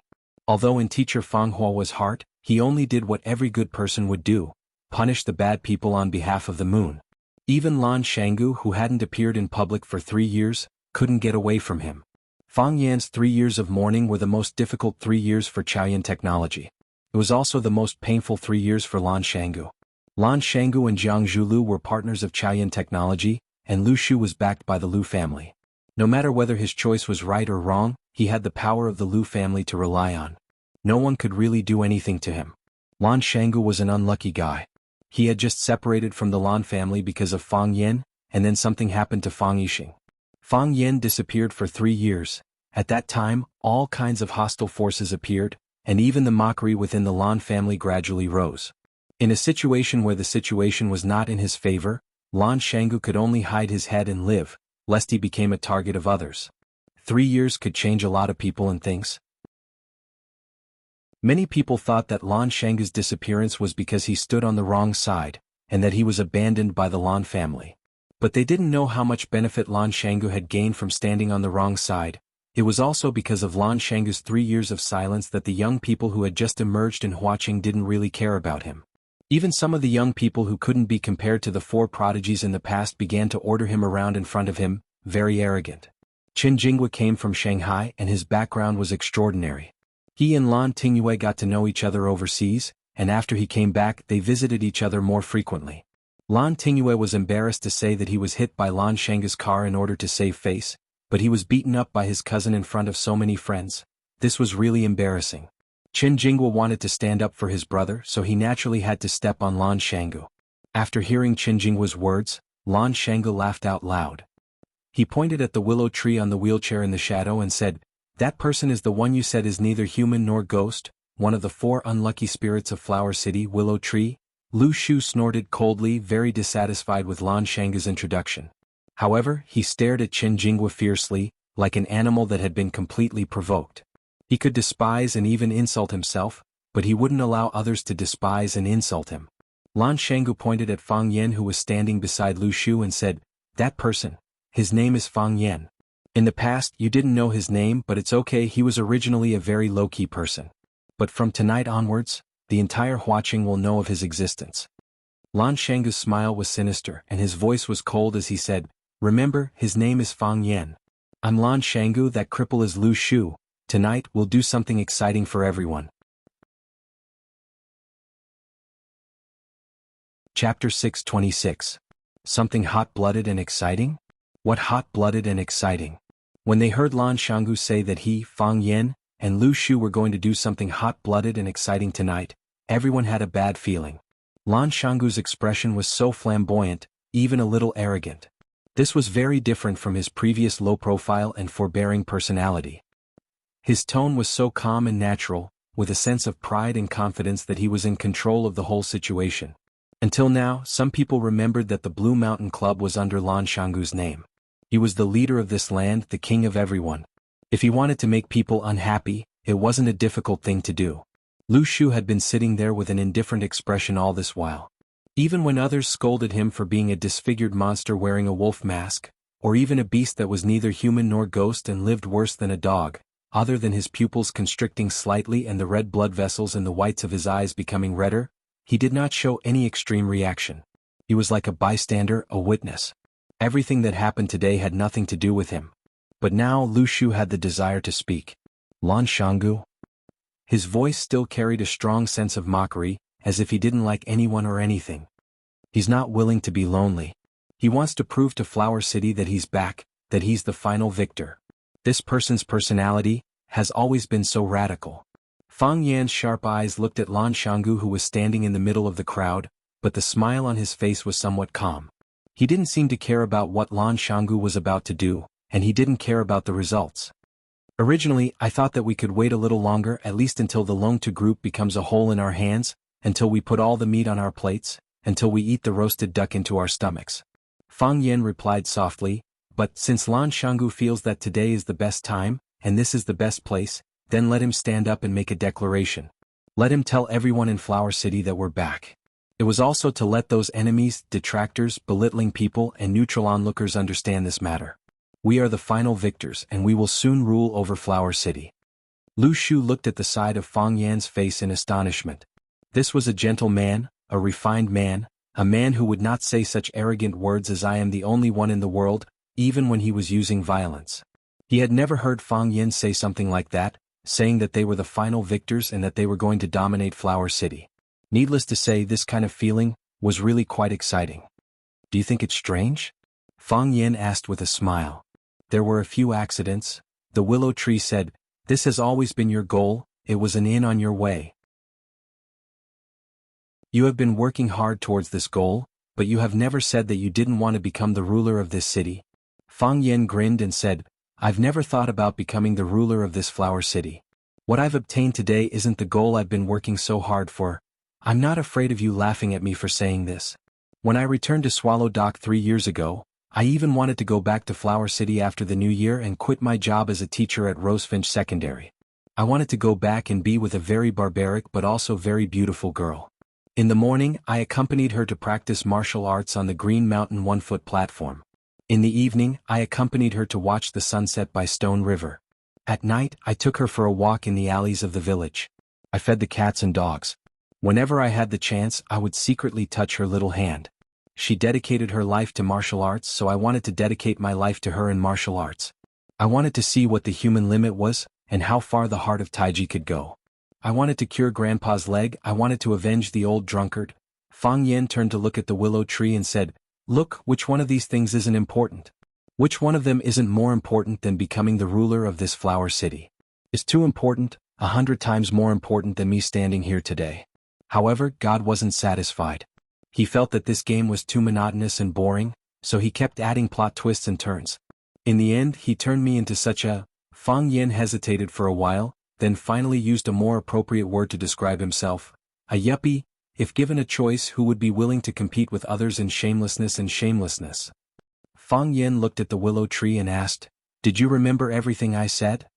I did, the willow tree nodded and said. Very good. Fang Yin squinted his eyes and smiled, saying, If you have the chance to see Yi Ro, you must tell her what I said. The power of words of love spoken in person and words of love from someone else's mouth are very different. The willow tree sighed softly and said, I suddenly regret one thing. What is it? If I heard what you said earlier, if I knew you were such a person. The willow tree reached out to touch the wolf mask on his face and said, Why would I want to be your enemy? Why would I want to be your enemy? Bad person. Yes, I was indeed a bad person at the time. But bad people also need friends. This is fate, Fang Yin said. Then my life is really bitter, the willow tree sighed. Ever since he met Fang Yin, his life went from the lowest point to the highest point, but did he gain more or lose more? This kind of question would swallow his heart every sleepless night. Lan Shangu clapped his hands, and a group of tall men dressed in black surged into this independent courtyard. They skillfully blocked the 4 arches of the courtyard. Without Lan Shangu's permission, no one could go out. There was a commotion at the scene. Many people were worried that these men in black would attack them. Someone took out a phone from his pocket, preparing to call the outside world for help. A man in black ran in front of Lan Shangu and asked in a low voice, Young master, do you want to put away your phone? Lan Shangu sneered and said, No need. Let them come. Even Lan Tingyue, whose head was bruised, crawled up from the ground, found his phone and began to call for help. In his eyes, the current Lan Shangu had become a complete lunatic. Chen Guojing didn't call for help. If he did so, it would be showing weakness to Lan Shangu. Someone like him, how could he show weakness like others? Chen Guojing laughed loudly, looked at Lan Shangu and said, Lan Shangu, why did you seal this place? You don't want us to go out? If you really dare to make us stay, I'm willing to be an unwelcome guest here. This place has good food, good girls, good scenery. I really don't want to leave so quickly. Chen Guojing turned to look at the young masters who were making calls and said, What? Are you afraid that young Master Lan will starve everyone to death? Don't worry, our young Master Lan is a famous person in Huaqing. He won't do things like murder or arson. If 1 or 2 of us really die, he won't be able to get away with it, right? Why don't you open your eyes and take a look? Where are we standing right now? This is the Blue Mountain Club. This is young Master Lan's place. If he doesn't take responsibility, who will? After listening to Chen Guojing's words, everyone thought that it made sense. Even if this was Lan Shangu's place, he could do whatever he wanted. Could he kill or starve his brothers to death? Thinking of this, they were like balloons that had been filled with air, and suddenly became aggressive again. That's right. Lan Shangu, what do you want to do to us? Do you want to scold us or kill us with your eyes? Lan Shangu, I'm warning you, based on what you did tonight, we can charge you with imprisonment and restriction of personal freedom. Lan Shangu, I've already called the police. If you're smart, hurry up and apologize to us. If we're in a good mood, maybe we won't stoop to your level. Lan Shangu turned to look at Fang Yin, chuckled and said, Do you know why I can't wait to do this? These bastards just don't remember the pain, they're born to be despicable. If you talk to them nicely, they'll think that you're easy to bully, that you don't have a strong background, that I'd be letting you down if I don't bully you, so you came to please me? Only by beating them up so that they remember that we beat them up, that every bone in their body hurts when they see us, then they'll talk to us nicely and maintain the respect they deserve. Qin Guijing's face was full of mockery as he said, Lan Shanggu, I'm standing here today, I don't believe.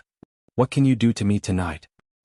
Lan Shanggu, I'm in Xinyang, I'm standing here today, I don't believe that you dare to beat me up? Lan Shanggu, I'm Li Xiaohua, my father is Li Xinhui, if you don't beat me up today you're my grandson. I don't want a grandson like you.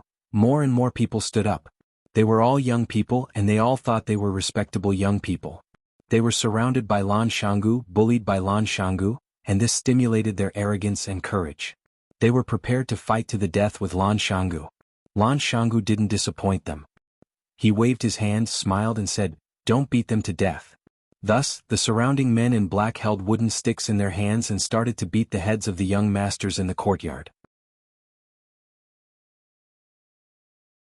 Chapter 627.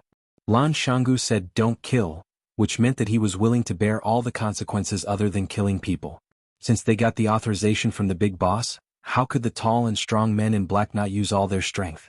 They waved their big sticks and hit the faces and bodies of the rich second-generation young masters. You dare to hit me? Do you believe that I won't find a few hundred brothers to kill you? Ouch! Help, I'm beating people to death. My dad is Li Mingliang, he is Hua Cheng. Brother, name a price, I'll give you money, I'll give you a lot of money. At first, those young masters were still stubborn and wanted to pretend to be heroes in front of these small fries that they didn't even look at before.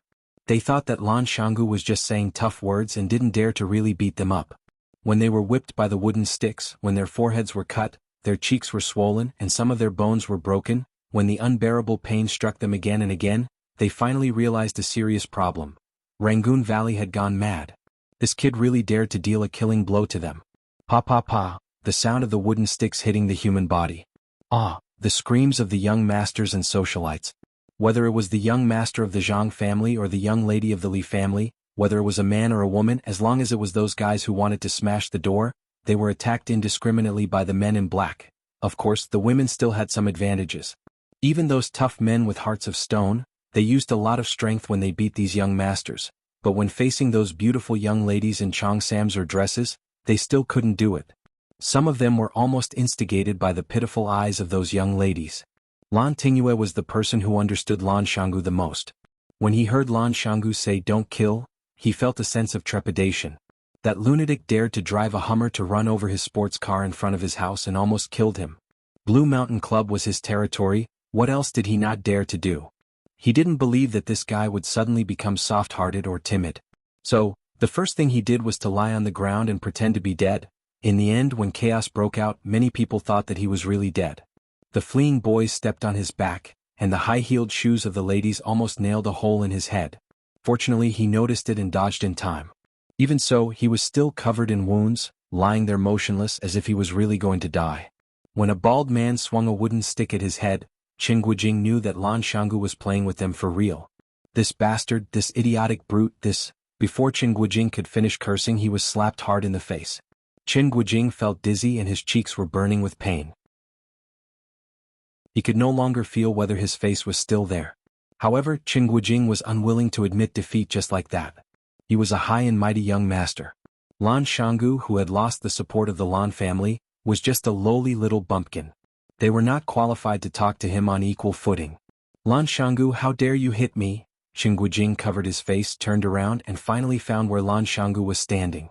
His eyes stared fiercely at his target and said fiercely, Lan Shanggu, prepare to pay the price in blood. I want you to die, I want you to die without a burial place. Smack. The bald man once again raised his rod and ruthlessly smashed it on Qin Guijing's head. Crack. The wooden stick broke into two and Qin Guijing's forehead was overflowing with dark red blood. When the blood flowed to the corner of his mouth, Qin Guijing finally couldn't stand anymore, and his body fell heavily on the lawn of the courtyard. After Qin Guijing fell, the group of arrogant and despotic young masters and young ladies no longer had anyone who could stand up. Lan Shanggu waved his hand, and the group of men in black scattered in all directions with their wooden sticks. Once again they silently guarded the 4 arched exits of the small courtyard. My head is bleeding, I'm going to die, send me to the hospital. Mom, they hit me, I want to go home, I want to go home. Ouch, my leg is broken, wailing like ghosts and howling like wolves, miserable and miserable. Lan Shanggu passed through the group of people lying on the ground, and stopped where Qin Guijing fell. He squatted down and looked at Qin Guijing, whose head was bleeding and body was twitching, and smiled. Young Master Qin, how do you feel now? Lan Shanggu. Qin Guijing's voice was trembling and he used his hands to grab the weeds on the ground as if it was Lan Shanggu, and he was kneading them into grass juice. No need to threaten me. Lan Shanggu patted his shoulder and smiled. You've already been beaten like this. If you threaten me again and I happen to be a narrow-minded man, what if I can't help but beat you up again? Do you understand something now? Lan Shanggu smiled and asked. Qin Guijing clenched his teeth and didn't answer. He understood that Lan Shanggu was a mad dog. You already have the answer in your heart, don't you? Lan Shanggu straightened his body and stood up. He looked at the young masters and young mistresses lying on the grass and said arrogantly, You understand that Lan Shanggu isn't that easy to bully. Is that so? You just don't want to admit it? Do you think that I have nothing after losing the Lan clan's protection? Do you think that I will die for sure after offending the Jiang clan? Do you think that I, Lan Shanggu, am just a sick house cat that you can bully? I'm sorry I've disappointed you. After leaving the Lan clan, I'm still living very well. I don't need the Lan clan's protection. On the contrary, I'm helping the Lan clan. I did offend the Jiang clan, but the Jiang clan couldn't suppress me. I, Lan Shanggu, am still standing here with my back straight. I'm not a house cat, not a sick dog. Whose house cat dares to beat you like this? Whose sick dog would do such a thing for the sake of the people? Lu Shu looked at Lan Shanggu, who was giving a speech in the middle of the crowd, curled his lips and said sarcastically, This kind of flattering method is really shameless. Fang Yin laughed as he watched, as if he didn't hear what Lu Shu said. You're all hurt, right? Have you all learned your lesson? From this moment on, you all know who you can't offend in Flower City? Lan Shanggu looked at where Fang Yin was standing and said, My speech is over, now I will formally introduce a distinguished guest. Fang Yin waved his hand and said, I'll pass. I'm not used to such a grand occasion. Lan Shanggu laughed loudly and said, Look, our eldest young master doesn't even have the interest to talk to you. Only I, Lan Shanggu, am willing to put down my pride and stand up to teach you a lesson. Lan Shanggu walked to the wooden door that had been tightly shut, and warmly shouted to the people inside, Flower City, Lan Shanggu, is Senior Luqi inside? Creak. The wooden door opened a little and a green-clothed child peeked his head inside. Seeing Lan Shanggu at the door, he doubtfully asked, You saved us? That's really embarrassing, Lan Shanggu said with a guilty expression. Lan Shanggu said guiltily, The Blue Mountain Club is my business. It's an honor for Senior Luqi to come here, but I didn't expect that these gangsters would affect Mr. Luqi's mood. I'm willing to die 10,000 times. The green-clothed child waved his hand and said, Master said that ignorance is not a crime, and you didn't do it on purpose. Lan Shanggu felt that this green-clothed child was very cute when he spoke like an adult, so he cupped his hands and smiled. Young master, can you please inform your master that Mr. Luqi, just say that Lan Shanggu of Flower City wants to visit her and apologize to her in person. Creak. The wooden door was closed. Lan Shanggu rubbed his nose and bitterly smiled. Isn't this a bit too violent? You could just say that master is already asleep. Creak. The wooden door opened again. The child stood at the door and asked in a clear voice, Is there a person named Fang Yen here? Fang Yen was stunned, thinking, How did Mr. Luqi know my name? He thought about it and realized that he had never had any direct contact with Mr. Luqi. The only time he had contact with Mr. Luqi was in an awkward situation where he ran naked. Of course, even after paying so much money, he still didn't have the chance to see Mr. Luqi. Why did this little boy ask for his name today? Lan Shanggu was also stunned. He thought that Fang Yan's words were too insincere. He just said in front of them that they had never met and that he only admired her. Now that Luqi's disciple asked if he was here, it proved that they had been in contact for a long time. Lu Shu was suspicious, so he also had the same thought. Why did Fang Yen deny his relationship with Luqi in front of him and Lan Shanggu? If they were already familiar with each other, why did he say that they had never met? What kind of truth was he trying to hide? Could it be that Luqi and Fang Yen were lovers? Hey, I'm asking you a question. Seeing that no one answered, the child couldn't help but shout, Is Fang Yen here? Lan Shanggu turned to look at Fang Yen and Fang Yen nodded to him. Lan Shanggu looked at the child and said with a smile, Fang Yan is here. May I know why you are looking for Fang Yan? Invite him in. Seeing that Lan Shanggu and Fang Yan were exchanging glances, the child's eyes had already shifted to Fang Yan. His small body bowed 90 degrees to Fang Yan and said, Master wants to see him. Lan Shanggu's mouth was full of bitterness. He wanted to see him but couldn't, but Mr. Lu Qi took the initiative to invite Fang Yan. Was he destined to be a supporting character? Fang Yan hesitated for a while, then took the initiative to walk toward Lu Qi's room. The green-robed child stepped aside and said, Mr. Fang Yan, please. Thank you. Fang Yan thanked the green-robed child. Lan Shanggu also wanted to follow behind Fang Yan to take a look at Lu Qi. In the end, the green-robed boy blocked him with his leg. Chapter 628. There were too many rumors about the music addict, so many that she became a legend in countless people's hearts. Or rather, a legend. Some said that a world-famous musician shaved his head and became a monk after listening to the music addict's performance. He said that there was no other music in the world with the music addict. Some said that a cancer patient miraculously recovered after listening to the music addict's music. She didn't take medicine or chemotherapy and lived until she was 101 years old. Some said that the blind opened their eyes when they heard it and the deaf were moved to tears. Some said that someone took off his clothes and ran naked in front of countless people after listening to the music addict's performance. Otherwise, it would be difficult to express his feelings at that time. Oh, the hero of this rumor was Mr. Fang Huohua. Fang Yan knew about the music addict for a long time, but he never had the chance to meet her. The music addict was not very willing to meet people, and there were very few people who could meet her. This was also the reason why Fang Huohua was a little excited when he heard that he could meet music addict and her friends at night when he returned to the capital. Who didn't want to have intimate contact with their idol? It had been 3 years since they parted at the Maple Leaf Club. The music addict's music skills should have improved, right? Fang Yan thought. Fang Yan thanked the green-robed boy and walked past him. He heard the sound of the door closing behind him, but he didn't look back. This was an antique room. Most of the furniture and walls were made of various kinds of wood. It was simple but not simple. Every decoration was unique. Every one of them had a great background and was worth a fortune. He couldn't see her, but he could smell the fragrance of flowers. Yes, it was the fragrance of flowers. There were roses, lilies, peonies, lilacs, hyacinths, and some unknown flowers. The room was filled with pots of flowers. The flowers were blooming and their fragrance assailed the nostrils. It made people feel like they had entered a flourishing garden. The room was very big and it was divided into 2 rooms. One was the outer hall, which was used to entertain guests. The other was the inner room, which was used for guests to rest. A screen that imitated the along the river during the Qingming festival painting separated the inner and outer rooms. Fang Yan stood outside and looked into the inner room. He did not know if he should walk in directly, or if he should ask first. Just as Fang Yan was hesitating, a low flute sound came from inside the room. They were like goose feathers, like flying cotton, like fine threads, like clouds and mist, and they were so thin that they were almost inaudible. If Fang Yan wasn't so close, he might not even have heard the sound. Fang Yan's mind was instantly attracted by the sound of the flute. He released all of his mind and grabbed towards the sound of the flute. He wanted to get closer to it, he wanted to hear it more clearly.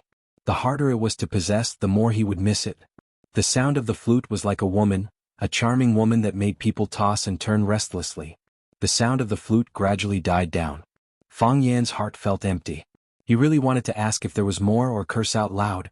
*CK, it just started and it's already over. Can't you let me enjoy it? However, he resisted the urge and waited quietly. He believed that this was not the end, but only the beginning. Sure enough, Fang Yan's guess was not wrong. Suddenly, the sound of the flute suddenly soared into the sky. It was sharp, loud, and resounded through the night sky. This time, not only Fang Yan could hear it, but the people at the door could also hear it. The people in the courtyard could also hear it. Those who were drinking could hear it, and those who were flirting could also hear it, as if the entire flower city could hear it. Fang Yan turned pale with fright. What kind of music had such a strong penetrating power and vitality? He knew that this sound couldn't be heard by the entire city, but the soaring momentum it displayed made people feel that nothing could stop it. Time, space, distance, and any other factors. Between heaven and earth, there was only the sound of the flute. Different from the previous 2 performances, the rhythm this time was very cheerful and joyful. It was like a girl in love, like a young man who lost his virginity, like an uncle who won a prize, like an old man who held the hand of widow Wang at the head of the village. Everyone listened with joy and everyone couldn't help but smile. The corner of Lu Shu's mouth that was hidden behind the wolf head mask slightly raised. Lan Shanggu laughed without a care in the world. Lan Tingyue, who had just been beaten, grinned. When he smiled, the wound at the corner of his mouth was pulled.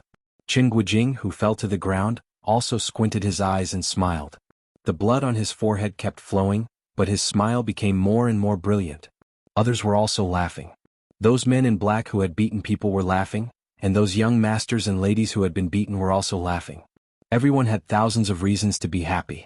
Their bodies floated in the clouds as if there was nothing in the world that should be worth worrying about. Fang Yin was also laughing. As he laughed, a horrified expression appeared on his face.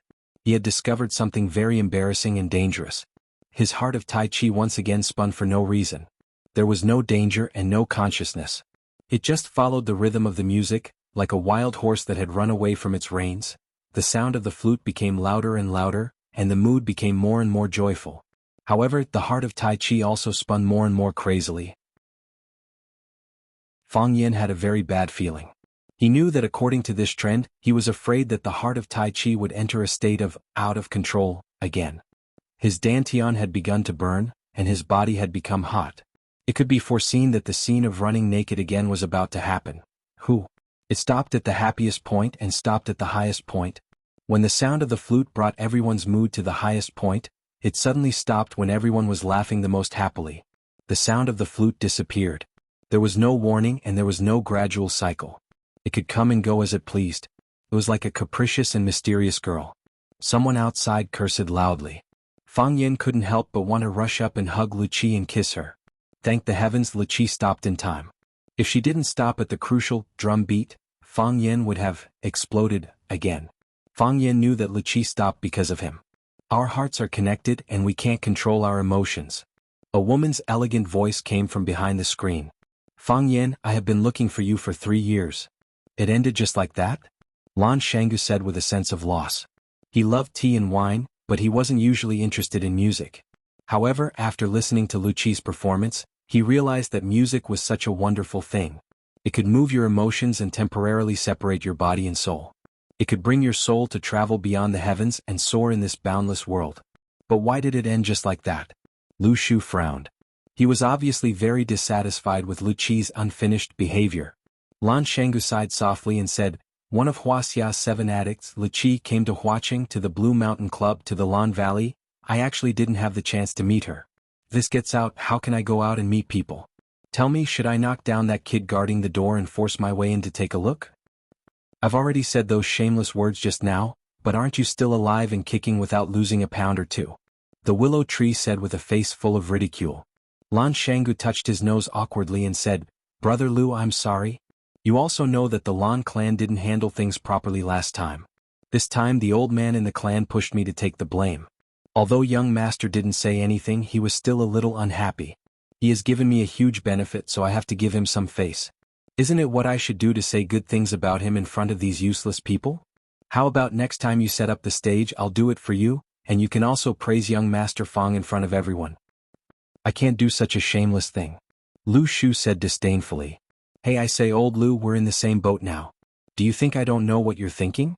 Say whatever you want to say, do whatever you want to do. What's wrong with saying a few words of flattery? Compared to the money we're making every day, it's nothing. Besides, what do you need to be shameless? Do you still have that thing? Lan Shanggu, Lu Shu roared. All right, don't get angry at me. Lan Shanggu laughed and said. Even if I get angry, you can't kill me, right? Tell me, what is young master doing with that woman inside? Lu Shu snorted and didn't want to answer Lan Shanggu's childish question. However, he was also very curious. What was Fang Yin doing with that woman inside? At this moment, a middle-aged man hurriedly walked in. He walked to Lan Shanggu's side and said in a low voice, Young master, the families of these people are here, they want us to hand them over. Are they very excited? Lan Shanggu asked with a smile. Yes. The middle-aged man nodded and said, very emotional. Many people brought bodyguards and said that if we don't hand them over, they're going to take them by force. Lan Shanggu nodded and said, let them wait. Young Master Shonhua is also here. The middle-aged man said. Lan Shanggu squinted his eyes and smiled and said, let him wait too. Big brother. A young man wearing glasses stood at the door of an arched door and smiled as he greeted Lan Shangu and said, "Big brother, did Tingyue make you angry again?" Lan Shangu waved his hand and signaled the bodyguards to let Lan Shonhua in. Lan Shonhua walked in front of Lan Shangu and said, "Tingyue is young and doesn't know anything. Big brother, don't lower yourself to his level." Hearing Lan Shonhua's voice, Lan Tingyue finally had the courage to raise his head and shouted with a sobbing tone, "Big brother, quickly save me." Lan Shonhua scanned the ground and picked up a broken wooden stick that someone dropped on the ground and swung it at Lan Tingyue's body. "You bastard, always causing trouble. Today I'm going to beat you to death here." Chapter 629. Lan Shonhua used half a stick to beat Lan Tingyue's face. Lan Tingyue's nightmare that had just ended began again. He clutched his head and wailed, begging for mercy. "Big brother, don't hit me, I'm going to die. Big brother, spare me, I know I was wrong." If there was a ranking list, Lan Tingyue could be chosen as the most tragic person in Huaqing today. Which heavenly king and great immortal did he offend? First, he was beaten up by his cousin. When his own brother came, he thought a savior had come. Was there a savior who would beat someone to death like this? Lan Shangu stood at the side and watched coldly. When even he felt that Lan Shonhua was too heavy-handed, he stopped him. "Shonhua, forget it. He's just a child who doesn't know any better. Who would lower themselves to his level?" Lan Shonhua once again raised the wooden stick and smashed it against Lan Tingyue's back twice. Only then did he stop, panting heavily. "Normally I have taught him to be humble and cautious, to know his place and not to do anything illegal. Big brother, what wrong did this kid do today?" Lan Shangu looked at Lan Shonhua with a ruminating gaze. "You don't know what he did, so you swung the stick to hit him? Anything that can make Big brother angry is naturally not a good thing." Lan Shonhua looked as if he was thinking from Lan Shangu's perspective. Lan Shangu sighed softly. "Shonhua, it's been a few years since we sat together to drink and chat, right?" Lan Shonhua nodded. "Big brother has been busy, so I didn't find the time." "It's not that there's no time or opportunity, but there's a gap between us," Lan Shangu said. Lan Shonhua's expression froze, then instantly returned to normal. He smiled. "Big brother Shangu, why do you say that? I've always treated you as my most respected and admired big brother. Something like a gap has never appeared in my heart." "Really?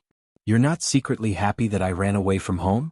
You're not happy that you've taken over the position of successor? You're not worried that I'll come home and take away everything you have now?" "Big brother, I've never thought like that," Lan Shonhua said with a serious face.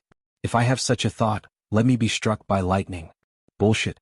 Being struck by lightning is the biggest bullshit." Lan Shangu sneered. "If I could control thunder and lightning, I'd throw a bolt of lightning and split anyone who said such a thing in half. You know you're lying, and neither the sky nor the lightning will strike you. So, you swear as if you're drinking plain water and you don't have any psychological burden?" Lan keeps his promise. "I can be honest with you. You occupied my previous position and I felt uncomfortable. I asked Grandpa to let me take care of the Lan family, but he didn't agree. This was what I was thinking. Moreover, I can also tell you that if I want something, I will try my best to get it. I will do it openly and above board." Who doesn't have a bit of selfishness? He was a saint without selfish motives. Are you a saint? Of course not. Do you know what Grandpa said to me when I went back? Lan Shangu looked at Lan Shonhua and asked. "I wasn't there, I don't know." Lan Shonhua's mental fortitude was excellent, but under the aggressive attacks of Lan Shangu, he had a hard time defending. He once again experienced the ability and strange thoughts of his big brother. "He asked me about Jiang Zhulu. I told him it was true." Grandpa was furious. He said that although tigers are fierce, they don't eat cubs. How is this behavior different from beast? Grandpa also said that father and son killing each other and brothers fighting each other is a tragedy. He didn't ask anything of us except that we don't kill each other. Lan Shonhua, do you think you can do that? Lan Shonhua broke out in a cold sweat and said, "I can do that. Let us brothers compete fairly. We won't regret it." "Good brother." Lan Shangu hugged Lan Shonhua's shoulder and said with a smile, "This is a good man of the Lan family." "Big brother." Lan Shangu looked at Lan Tingyue lying on the ground and said, "Shonhua, please take Tingyue back first. I still have some things to discuss with them." "Big brother, don't be rash. When I came in, there were already many people gathered outside," Lan Shonhua sincerely advised. Lan Shangu patted Lan Shonhua's shoulder and said, "Shonhua, don't worry. I know what I'm doing." Lan Tingyue's voice was mournful and shrill. It traveled out of the small courtyard and into the distance. Even the parents and elders who came to take their children home were shocked when they heard it.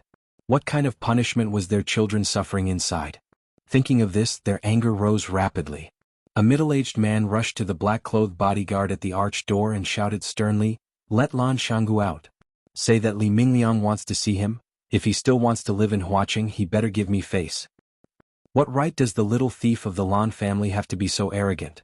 Let me tell you, if anything happens to my daughter, even if a strand of her hair is hurt, I will burn down his lousy Blue Mountain Club. Why is he so arrogant? A middle-aged woman bared her fangs and brandished her claws. Someone, charge in. Whoever can save Wang Ming, I will reward him with 1 million, no 5 million. A middle-aged man wearing glasses and carrying a black briefcase walked over. He looked at the old butler of the Blue Mountain Club, Fang Hao, and said, "Sir, I am Lin Zheng, a partner of the Tianxing law firm. Our boss's son, Mr. Chen Guijing, was imprisoned when he was spending money at your club. I want to understand the situation. First, I need you to guarantee Mr. Chen Guijing's safety. If he suffers any harm, we will pursue the civil and criminal responsibility of the Blue Mountain Club and everyone in the club. Second, what law did Mr. Chen Guijing break to be imprisoned by you? Third, who imprisoned Mr. Chen Guijing? Does the other party have the right to restrict the personal freedom of others?" Fang Hao stood up straight and said, "Lawyer Lin, please wait a moment. Our boss said that he will definitely give you a satisfactory answer." Lin Jing sneered and said, "An entertainment venue imprisoning a consumer for no reason. This kind of behavior is already very unsatisfactory, right?" Fang Hao bowed slightly and said, "The boss said that he will give you a satisfactory answer. That answer will definitely satisfy you. Let's hope so," Lin Jing said. "We just don't want this answer to make us wait too long. Otherwise we won't be satisfied." "Of course I won't." A clear voice rang out. The men in black split into 2 rows. A tall man walked out from the middle of the crowd. "Lan Shanggu, he's Lan Shanggu. He's the bastard who imprisoned our child. Lan Shanggu, hurry up and release my son." Lan Shanggu cupped his hands towards the angry crowd and smiled. "Good evening everyone, I'm Lan Shanggu. I'm sure a lot of people here already know me." "Lan Shanggu, what do you want?" Li Mingliang angrily shouted. Lan Shanggu looked over and smiled. "Sorry for the disrespect, so it's Hall Master Li of 14K? Hall Master Li, I don't want to do anything, I just want to discuss a business deal with everyone. You captured our son and daughter, and you still want to discuss a business deal with us?" Li Mingliang was furious. "What if this business deal is related to your child?" Lan Shanggu smiled and asked. "What do you mean?" "It's like this." Lan Shanggu smiled as he scanned the crowd and said, "Lan Shanggu had an important guest in the past few days. This guest is really expensive. Normal people wouldn't be able to see her." "Lan Shanggu, what are you trying to say? What does your Lan Shanggu's important guest have to do with imprisoning our child?" Someone became impatient. "Because this guest is very expensive, so I wanted to give her the best I could, and that's exactly what I did. However, someone just had to jump out and cause trouble. Not only did she listen to someone else's song for free, she even went to the guest's room to cause trouble. Kicking the door, cursing, and even asking the guest how much the price is. You're all seniors here, please enlighten me. If something like this happened to you, how would you deal with it?" Who is this guest? Maybe it's your Lan Shanggu who's spouting nonsense in front of us. If it was someone else, I'd be thick-skinned enough to borrow their tiger skin. Lan Shanggu really doesn't dare." Lan Shanggu smiled and said, "One of the 7 addicts of Huaxia, Liqi, Mr. Liqi, I know you definitely haven't seen her before. But you should have heard of her, right?" "Liqi? How could it be her?" Liqi is in the City of Flowers. One had to admit that the influence of idols was huge. Many of the people present had heard of Liqi's name, and there were even die-hard fans of Liqi, although they might not have even heard the songs that Liqi played. "How can you prove that she is Liqi? Does Mr. Liqi need anyone else to prove it?" Lan Shanggu asked back. "If it were you, would you dare to use the name of Liqi to do something like this?" "Lan Shanggu, don't use the name of Liqi to scare us. Tell us, what kind of business do you want to talk about?" Lan Shanggu laughed heartily and said, "Isn't this the point? Your child went to kick the door and cursed. I have to give Mr. Liqi an explanation. You all know how powerful Mr. Liqi is. Even if you don't know, you should be able to imagine. Her fans are not just the few of you and my Lan Shanggu. If I don't handle this matter well, the Lan Shanggu Club will have to take the blame. So, everyone tell us, how can we appease Mr. Liqi?" Li Mingliang thought for a while and asked carefully, "Is 1 million enough?" Chapter 630. A person's name was like a tree's shadow. One of Wuxia's 7 addicts, music addict. Even if most people wished to meet her, they would never have the chance to hear her perform. However, music addict was famous and had many followers. If music addict were to get angry, her fans would definitely tear those who dared to offend her into pieces. Furthermore, music addict had been famous for many years. How many resources and connections did she have? These were all factors that everyone had to consider. Li Mingliang was the person in charge of 14K in Huaqing. He was famous for his ferocious fighting style. Even someone like Li Mingliang came up with the idea of spending money to get rid of the problem. This proved that music addict was indeed very powerful. 1 million. Lan Shanggu shouted, Mr. Li Mingliang is willing to pay 1 million to appease music addict. I can feel Mr. Li Mingliang's sincerity. However, who is music addict? Pure as ice and clean as jade, untainted by worldly affairs. She pursues the pinnacle of music all her life. Mr. Li Mingliang, do you really think it's appropriate to use something as dirty as money to make a deal with music addict? Li Mingliang panicked. Everyone's gaze was focused on him. It was as if he had really used money to insult music addict. Li Mingliang wiped the sweat off his forehead and looked at Lan Shanggu with a flattering smile. Brother Lan, Shanggu, what do you think is appropriate? You know that I haven't studied much and always like to fight and kill. Can you help me come up with an idea? How can I redeem my son Li Xiang? Is 5 million enough? Lan Shanggu strode forward and patted Li Mingliang's shoulder. Brother Li, since we're brothers, how can I not help you when you're in trouble? To be honest, it's not very elegant to talk about money with music addict. Who is music addict? Does she need your 3 to 5 million? Then what should we do? Li Mingliang grabbed Lan Shanggu's arm and asked. I have an idea.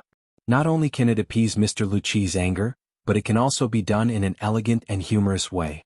It will also become a good story. Brother Li will become a distinguished gentleman that people will talk about in the future. What idea? Brother, what idea? Quick, teach me. It's impossible for Mr. Luqi to accept money. There are so many rumors about Mr. Luqi. Have you heard of anyone paying her? Lan Shanggu looked at Li Mingliang and asked. Li Mingliang shook his head and said, No. Right? Aren't you going to incur the wrath of the masses by giving money to them? Lan Shanlai said with a smile. Seeing that Li Mingliang was about to panic again, Lan Shanggu patted the back of his hand to calm him down and said, Mr. Luqi has come from afar, shouldn't we, as the hosts of the City of Flowers, show our hospitality? What does Brother Valley mean? Brother Li gives Mr. Luqi a piece of jade, a painting, a zither, and a flute. Do you think this bad thing will become a good thing? Did dirty things become elegant things? In the future, when people talk about Mr. Luqi, they will naturally mention that Mr. Luqi was attacked by a few drunken youths in the City of Flowers. The youth's father felt very guilty and gave him a zither as an apology. Yes, it's the zither that Mr. Luqi is playing with now. Brother Li, think about it. If people think of you when they talk about Mr. Luqi, they will think of you when they talk about you and the zither that Mr. Luqi is using. How big of a face do you have to give? Li Mingliang's face was flushed and he looked very excited. He grabbed Lan Shanlai's arm tightly and said, Thank you, Brother Valley, thank you, Brother Valley, this is a good idea. Where can I buy a zither? I'll go buy it now, I'll go buy it now. Lan Shanggu glanced at the old butler Fang Hao. Fang Hao immediately stood up and said, Mr. Li, our Blue Mountain Club has a treasure house. It happens to have a good zither called K-Bai. Although it's not as famous as Green Damask and Jiao Wei, it's still a rare treasure, K-Bai. That's it. I'll take it. Li Mingliang said heroically. Mr. Li, this K-Bai is boss's collection. I'm afraid boss won't be willing to part with it. Li Mingliang looked at Lan Shanlai with a pleading expression and said, Brother Valley, please help me to the end. Can you help me settle this matter? Just think of it as me owing you a favor. Lan Shanggu hesitated for a while and sighed, Since Brother Li has spoken, I can't refuse your request. This K-Bai is indeed part of my collection. I bought it back for 10 million, and also found a top-notch zither master to maintain it. How about this? I'll part with it for 12 million, and let it become a wonderful story between Brother Li and Mr. Luqi. When Li Mingliang heard 12 million, his expression stiffened slightly.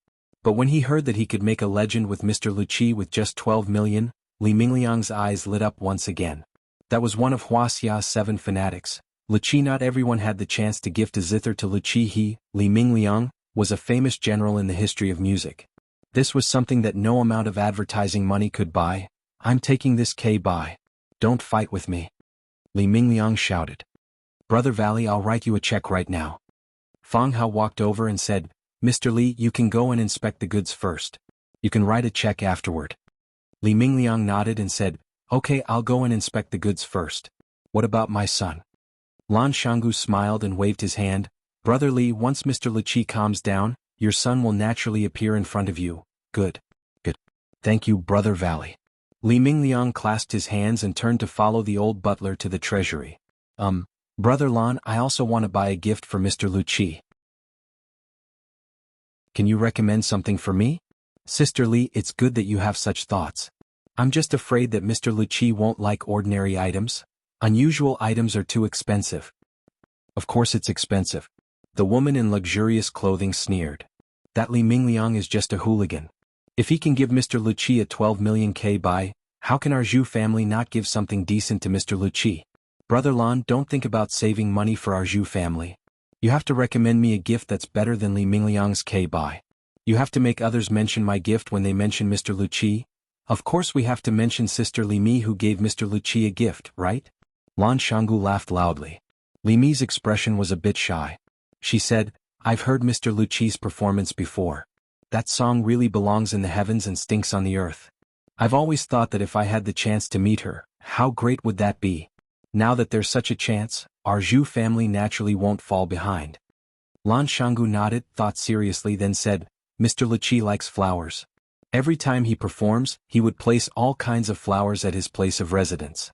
I have a peony painting in my treasury. It was painted by a famous Tang dynasty master. How about Sister Li take a look and see if you're interested? That's great. Li Mi nodded happily. Valley, I owe you a favor today. Sister Li, you're too kind. Brother Valley, can you recommend me a gift as well? Brother Lan, where's your treasury? Can I go in and pick a couple of gifts? Nephew Valley, you have to help me. My grandson is disobedient and offended Mr. Liqi. I have to show my sincerity to Mr. Liqi on his behalf. Did my son offend Mr. Liqi? What? No, this bastard, useless coward. Lan Shanggu pushed all of them to the treasury of the Blue Mountain Club and let them choose their gifts. As long as they picked one and mentioned his name, they would get a 10% discount. These people were all grateful. They all wanted to have an intimate encounter with their idol. Even if it was just a name, it would be good. Lin Zheng, a lawyer from the Tianxing law firm, coldly watched this scene unfold. After Lan Shanggu sent away the last pitiful helper, Lin Zheng carried his briefcase and walked over. He said sarcastically, Young Master Lan, you're good. You used Liqi's name as a tiger's skin. No one dared to argue with you about beating people up. You even tricked them into buying your junk that won't sell for 10,000 years. You established your reputation and made money. I have to say, this is really amazing. Lan Shanggu laughed and looked at Lin Zheng. He said, after being with smart people for so long, I naturally have to learn to be smarter. In the past, I would never have done such a shameless thing. Later on, I found out that my friend not only did it, but it was also very likable. So, I secretly remembered his routine and wanted to experiment it on the spot when I had the chance. Today I tried it out and found that the effect was really not bad. Mister, do you want me to recommend a gift for you? No need. Lin Zheng rejected him firmly. They were fooled by you. Lin Zheng wouldn't do such a stupid thing. I've already stated my purpose of coming here. I want to see my client and ensure his personal safety. I like dealing with smart people. Lan Shanggu nodded. He said, who did you say you wanted to see? Qinguojing. Lin Zheng said. Qinguojing, the son of the big boss of Tiandu Real Estate. Oh, so it's him.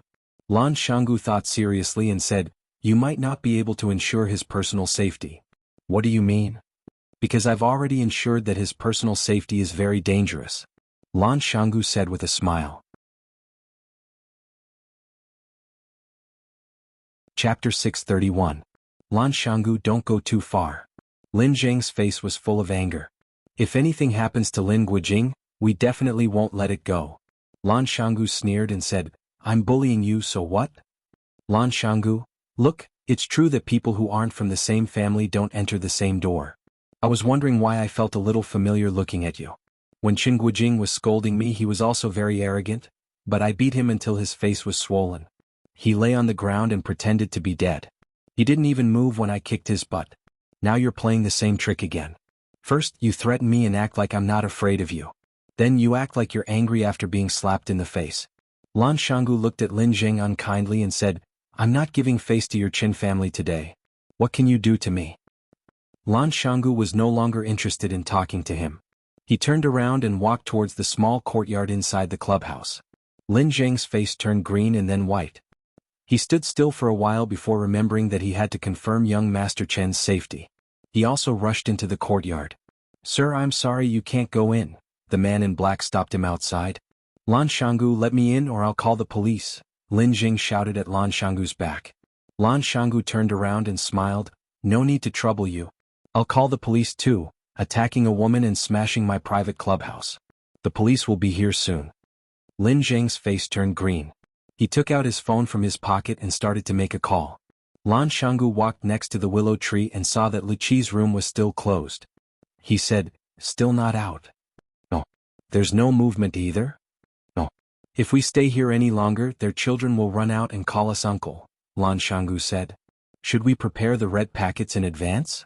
The willow tree looked at Lan Shanggu and said, You've earned a lot of money by using Luqi's name, right? Jealous? Humph. I had no choice, Lan Shanggu said. If I didn't know that young master had such a deep relationship with Luqi, I could have pretended not to know anything about this. However, since I already knew that he had a close relationship with Luqi, and Mr. Luqi happened to be wronged at the Blue Mountain Club in Orchid Valley, I had no choice but to stand up for her. It's rare for Mr. Luqi to come to Huaqing. We should ask her to bring back some local specialties. Pointing at the young masters lying on the ground in the courtyard, he said, It just so happens that these idiots jumped out to make trouble, so naturally their fathers have to make some contributions. The willow tree's face was full of disdain as he said, You just want to make some money after showing off your power. Do you really need to make yourself so great? Lan Shanggu laughed and said, I knew I couldn't hide anything from Brother Lu Shu. Why don't we not give this gift to Mr. Luqi and each of us will get half of it? I don't need this.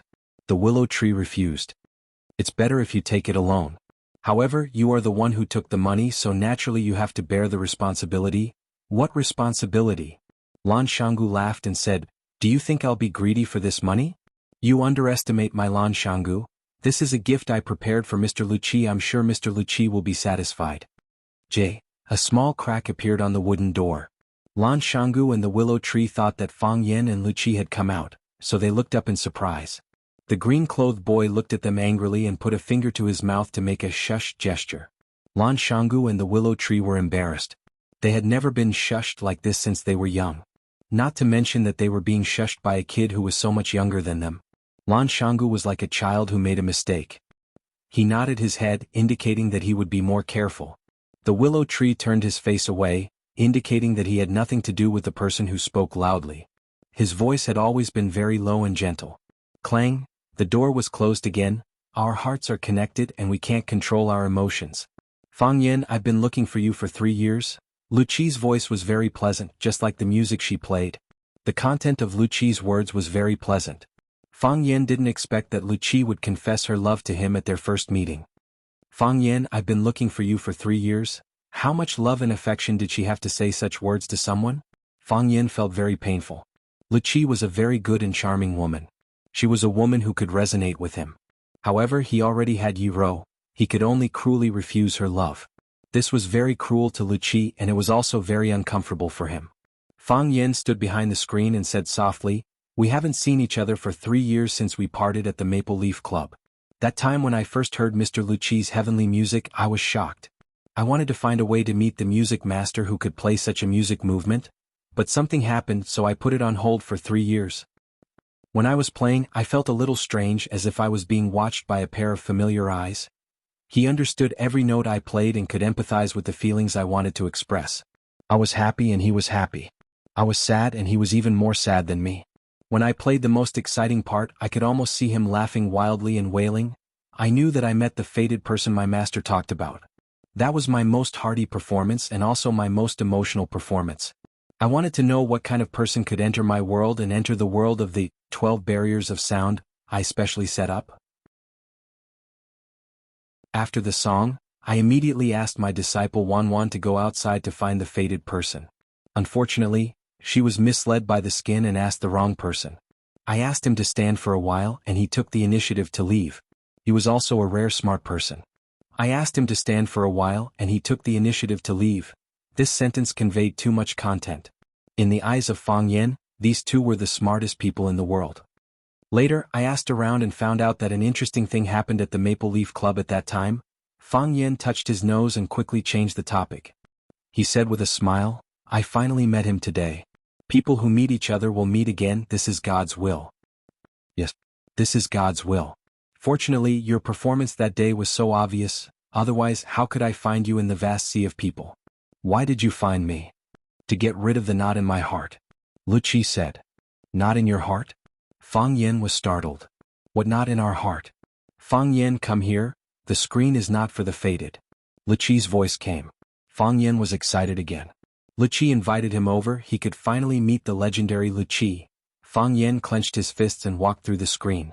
As soon as he walked over, he was greeted by a pair of beautiful and deep eyes like the stars in the sky. Her facial features weren't stunning. Her eyes weren't big enough, her nose wasn't straight enough, her lips weren't thin enough, and her chin wasn't sharp enough. However, when these inadequacies were combined together, the beauty they displayed was multiplied exponentially. The longer one looked at her, the more beautiful she became. She was dressed in a classic white robe that dragged on the ground. The hem of the white robe was embroidered with a crane spreading its wings. The crane was vivid and lifelike as if it could break out of the dress at any time. She held a simple green flute in her hand. The green color of the bamboo itself had not faded, but it was smooth and bright after being caressed. It seemed that Lu Qi liked this bamboo flute very much. It was said that Lu Qi liked flowers, all kinds of flowers. Expensive, ordinary, bright, fragmented, and even nameless wildflowers on the mountain paths. As long as the music addict was around, there would be a myriad of fragrances surrounding it and the atmosphere of spring would be overflowing. Fang Yan stared at Lu Qi with wide eyes and asked, "Who are you?" "I am Lu Qi. Why are you so young?" Fang Yan couldn't help but ask the question in his heart. Lu Qi had been famous for decades. In his mind, even if she was not a doddering old woman, she was still a very young old woman.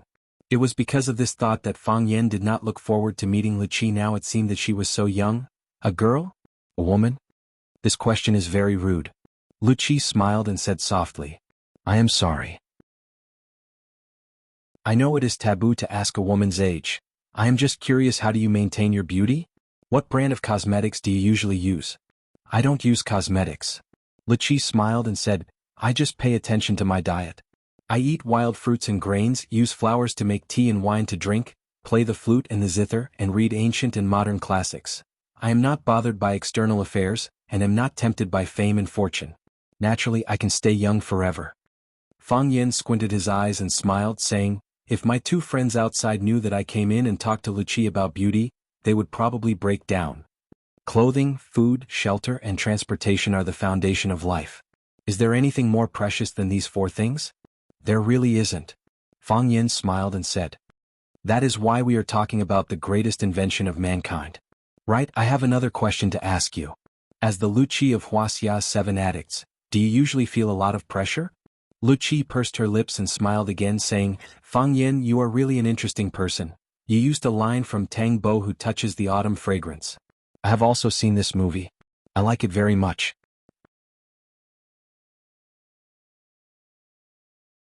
Chapter 632. Many boys had tried their best to make an appointment with the girl they liked, but always lost the precious opportunity because the topic was inappropriate or because the goddess felt that you were a boring person and had nothing to say to you. If you did not look like Wu Yanzu or your father was not Wang Jianlin, they would not give you a second chance. Therefore, the first impression was very important.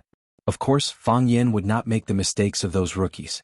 As the #1 Prince Charming of Swallow Dock, he had a lot of experience in picking up girls and being picked up. He knew what the goddesses wanted with just one look.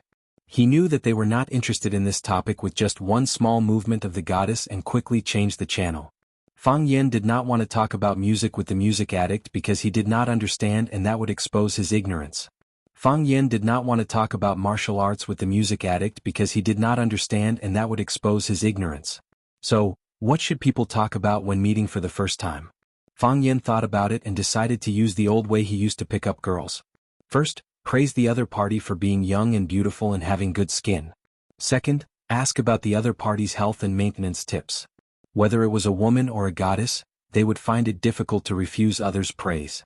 If you could compliment someone with a sense of hierarchy or freshness, it would be easier to gain points in front of the goddess. In addition, let the goddess take the initiative to talk. After throwing out a topic, quietly wait for her reply. After she had said a lot of things, he threw out a second question from what she had said. Everyone has the desire to show off. Leave the opportunity to show off to the goddess, quietly listen to her talk and give affirmation and approval in time. In this way, the chatterbox between the two was opened, and the relationship between them naturally became closer. Moreover, the goddess felt that you were thoughtful and not boring. The next time she wanted to show off and talk, you would be the first person she thought of. After Fang Yan used this trick, the effect was very obvious. The two people who met each other for the first time happily talked about health and movies. In an instant, they became infinitely closer to each other, as if they were close friends who had known each other for many years. A lot of people like Journey to the West, but I like Tang Bo, who touches the fragrance of autumn more because I feel that the characters in it are especially lively. Every time I see him draw, I feel especially excited, as if I'm the one waving the brush and splashing the ink. As the head of the 4 great talents in Jiangnan, Tang Bo, who disguised himself as a slave for the girl he liked. When the Hua family was in crisis, he stepped forward bravely and stunned the audience with his spear. He almost catered to all the fantasies of women. He played out the story of Cinderella and the domineering president in the most unconventional way. Moreover, even though he knew that the domineering president already had 7 or 8 wives before him, he did not feel the slightest disgust. Instead, he had infinite sympathy for the domineering president in the history. Actually, Master Xing has another movie that's not bad. It's called Death Inquisitor. Although it's not as well known as the other movies, the interpretation of the human heart and the changes in the male lead's mental journey are very interesting. The biggest change in his mental journey was God of Cookery. The ups and downs of life are just like that. From health to Stephen Chow, from Stephen Chow to Huaxia's movies, from Huaxia's movies to the history of international movies, and then to the music in classic movies. Finally, the two reached an agreement. If Fang Yan was the male lead in a movie, Lu Qi would accompany the music in his movie. This was something that Lu Qi had never done before. Her music was independent and pure. She disdained to be associated with anything. It was a well-deserved protagonist. However, she agreed to do such a thing for Fang Yan. It was clear to see how far their relationship had developed. The child in green was holding the teapot and dozing off. When she closed her eyes, her master and Fang Yan were chatting. When she opened her eyes, her master and Fang Yan were still chatting. Fang Yan gulped down the herbal tea in the cup and looked at the music addict with a satisfied expression. He said, "People outside must think that we are talking about the multiple realms of music. At the very least, the topic should be the source of your creation and creative ideas. Are we getting off topic?" Lu Qi shook her head and said, "I'm obsessed with music, but music is not everything in life. A writer's life is not always about writing, and an artist's life is not always about painting. Only by living can I create works that touch people's hearts. I'm just an ordinary person like you. I'll go shopping like an ordinary person, eat at roadside stalls, and buy a pair of jeans that cost 100 yuan. I'll try all kinds of lifestyles. But the essence of doing all of this is still for music?" Fang Yan asked with a smile. Lu Qi nodded and said, "If it was before, I would think that I was doing it for a living. But now I have to confess to everyone, I'm doing it for music. When there's a true intention in your heart, everything becomes utilitarian. It's all right. My greatest ambition is to make a good piece of music. I wish you success." Fang Yan, "What? Maybe I need your help," Lu Qi said with a serious expression. Fang Yan grinned and said, "If it's anything else, I can help." "But you said music, I really can't help you with that. I've never had any musical talent since I was young." Lu Qi's expression was solemn as she said, "No, you can definitely help." Fang Yan saw that Lu Qi didn't seem to be joking and realized the importance of the problem. He looked at Lu Qi and asked, "Are you serious? How can I help you?" "Wait until the opportunity comes," Lu Qi said. "There have been several precedents for this." "Precedents?" "My master also met his fated person. So they created the song Su Wu Shepherds. After my master's master met his fated person, he created the song Bright Moon, which is a masterpiece that can be passed down for generations." "Your master is?" The previous generations. Lu Qi. Fang Yan's eyes widened as he asked, "The title of Lu Qi can be inherited." The title of Lu Qi has existed for hundreds of years, and every person who has held the title is a member of the music gate. Each generation's Liqi will choose an excellent successor and impart all of his knowledge to her so that she can become the best musician and performer. This way, no one in the outside world can compete with her. Furthermore, Liqi is extremely strict when it comes to accepting disciples. If her disciple isn't skilled enough, she would rather let the position of Liqi remain empty than push her disciple away. Fang Yin pointed at the green-robed boy who was sleeping next to him and asked, "She's the next Liqi? Wan Wan is talented and has a high chance of becoming the next Liqi after me, unless an even more talented person appears in the music gate. This is what it means to be born well rather than learn well." Fang Yin sighed softly. "So the title of Liqi has been taken up by people like you." Liqi chuckled and said, "That's exactly what it means to promote a virtuous person." Fang Yin thought, "Mo Qingdi is one of Huaxia's 3 dragons, should I inherit his title as well? Huaxia's azure dragon Fang Huohua. That sounds quite impressive." "I've learned another big secret," Fang Yin said with a smile. "However, I also have a little secret to tell you." "What is it?" "I'm afraid someone wants to borrow your tiger skin," Fang Yin said. "Is it the Nalan Mountain Valley outside the gate?" "That's right," Fang Yin smiled and replied. "This person's thoughts are complicated and pervasive. I'm sure he won't let a great deity like you go." Liqi nodded and said, "He stood up for me, so I owe him a favor. If he wants to borrow it, I'll lend it to him." "You're such a kind person. Isn't he your friend?" I don't know him very well. I wouldn't do what he did." Fang Yin immediately cut off his relationship with Lan Shanggu. Liqi stood up, walked to Gu Zheng in the corner and said, "I'll use a song called Hero to thank our friends from Flower City for their hospitality." The sound was clear, then became passionate. "A hero cherishes a hero, sending him off again and again." The blue-clothed child sent Fang Yin out. Fang Yin smiled and nodded at her. "This child will be the future Liqi. This kind of thing? It's definitely done behind the scenes." Lan Shanggu came up and asked, "Did Miss Liqi invite us in?" Fang Yin shook his head. Lan Shanggu's expression was full of regret, saying, "I prepared such a generous gift for her, but I don't even have a chance to see her. She said to thank our friends from Flower City for their hospitality, so she gave us a song called Hero." Lan Shanggu laughed and said, "So Miss Liqi knows me, she called me Hero?" This was a man who was easily satisfied. Bang! A huge figure was thrown into the courtyard. Bang! Another black figure was thrown in. The black-clothed men guarding the arched door couldn't retaliate at all. They were silently thrown out like sandbags. Lan Shanggu's expression was gloomy, saying, "The Chen family is too arrogant." While saying so, he strode towards the arched door. Fang Yin and the willow tree looked at each other, then they also followed. A middle-aged man wearing a flowery long gown strode over, casually waving his hand. The black-clothed men who tried to stop him fell to the side. One man and one horse. It seemed like they couldn't be stopped by 1,000 men. Lan Shanggu raised his sword and stood in front of the flowery-robed man, shouting, "Who dares to break into my Blue Mountain Club? Get the hell out of here." "I'm a love-struck fool," the middle-aged man said with a gentle voice. Lan Shanggu laughed loudly, saying, "Haha, I've never seen someone call themselves a love-struck fool." Lan Shanggu's laughter slowly stopped, looking at the middle-aged man in disbelief, asking in a low voice, "What did you just say? Who are you?" "I'm a love-struck fool," the middle-aged man said again.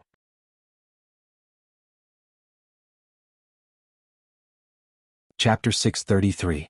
I'm a flower addict. I'm a flower addict. Hearing someone introduce themselves like that in a public place, would you think that this person had just escaped from the Malin Mountain Mental Hospital? Most people were unwilling to admit that they were a flower addict, unless they were one of the 7 addicts of Huaxia. Obviously, this flashy guy wearing a colorful robe that looked like he was draped with a painting of 100 flowers vying glamour, might really be one of the 7 addicts of Huaxia, flower addict Lin Fuyang. Otherwise, which middle-aged man would hold his head up high and shout that he was a love-struck fool over and over again in front of others with his chest out in satisfaction? Naturally, Lan Shanggu also thought of this problem, so his attitude changed from mockery to awe. The 7 addicts of Huaxia had been famous for a long time, and they were outstanding figures in each field. A slight move in one part could affect the whole body. No one knew what kind of connections and forces they had. Moreover, these people came and went without a trace, appearing and disappearing unpredictably. They were not easy to deal with. It was better not to provoke them. Only fools would fight with lunatics who would be willing to be such a fool. Is it senior flower addict Lin Fuyang? Lan Shanggu felt that the Lan family was very unlucky tonight.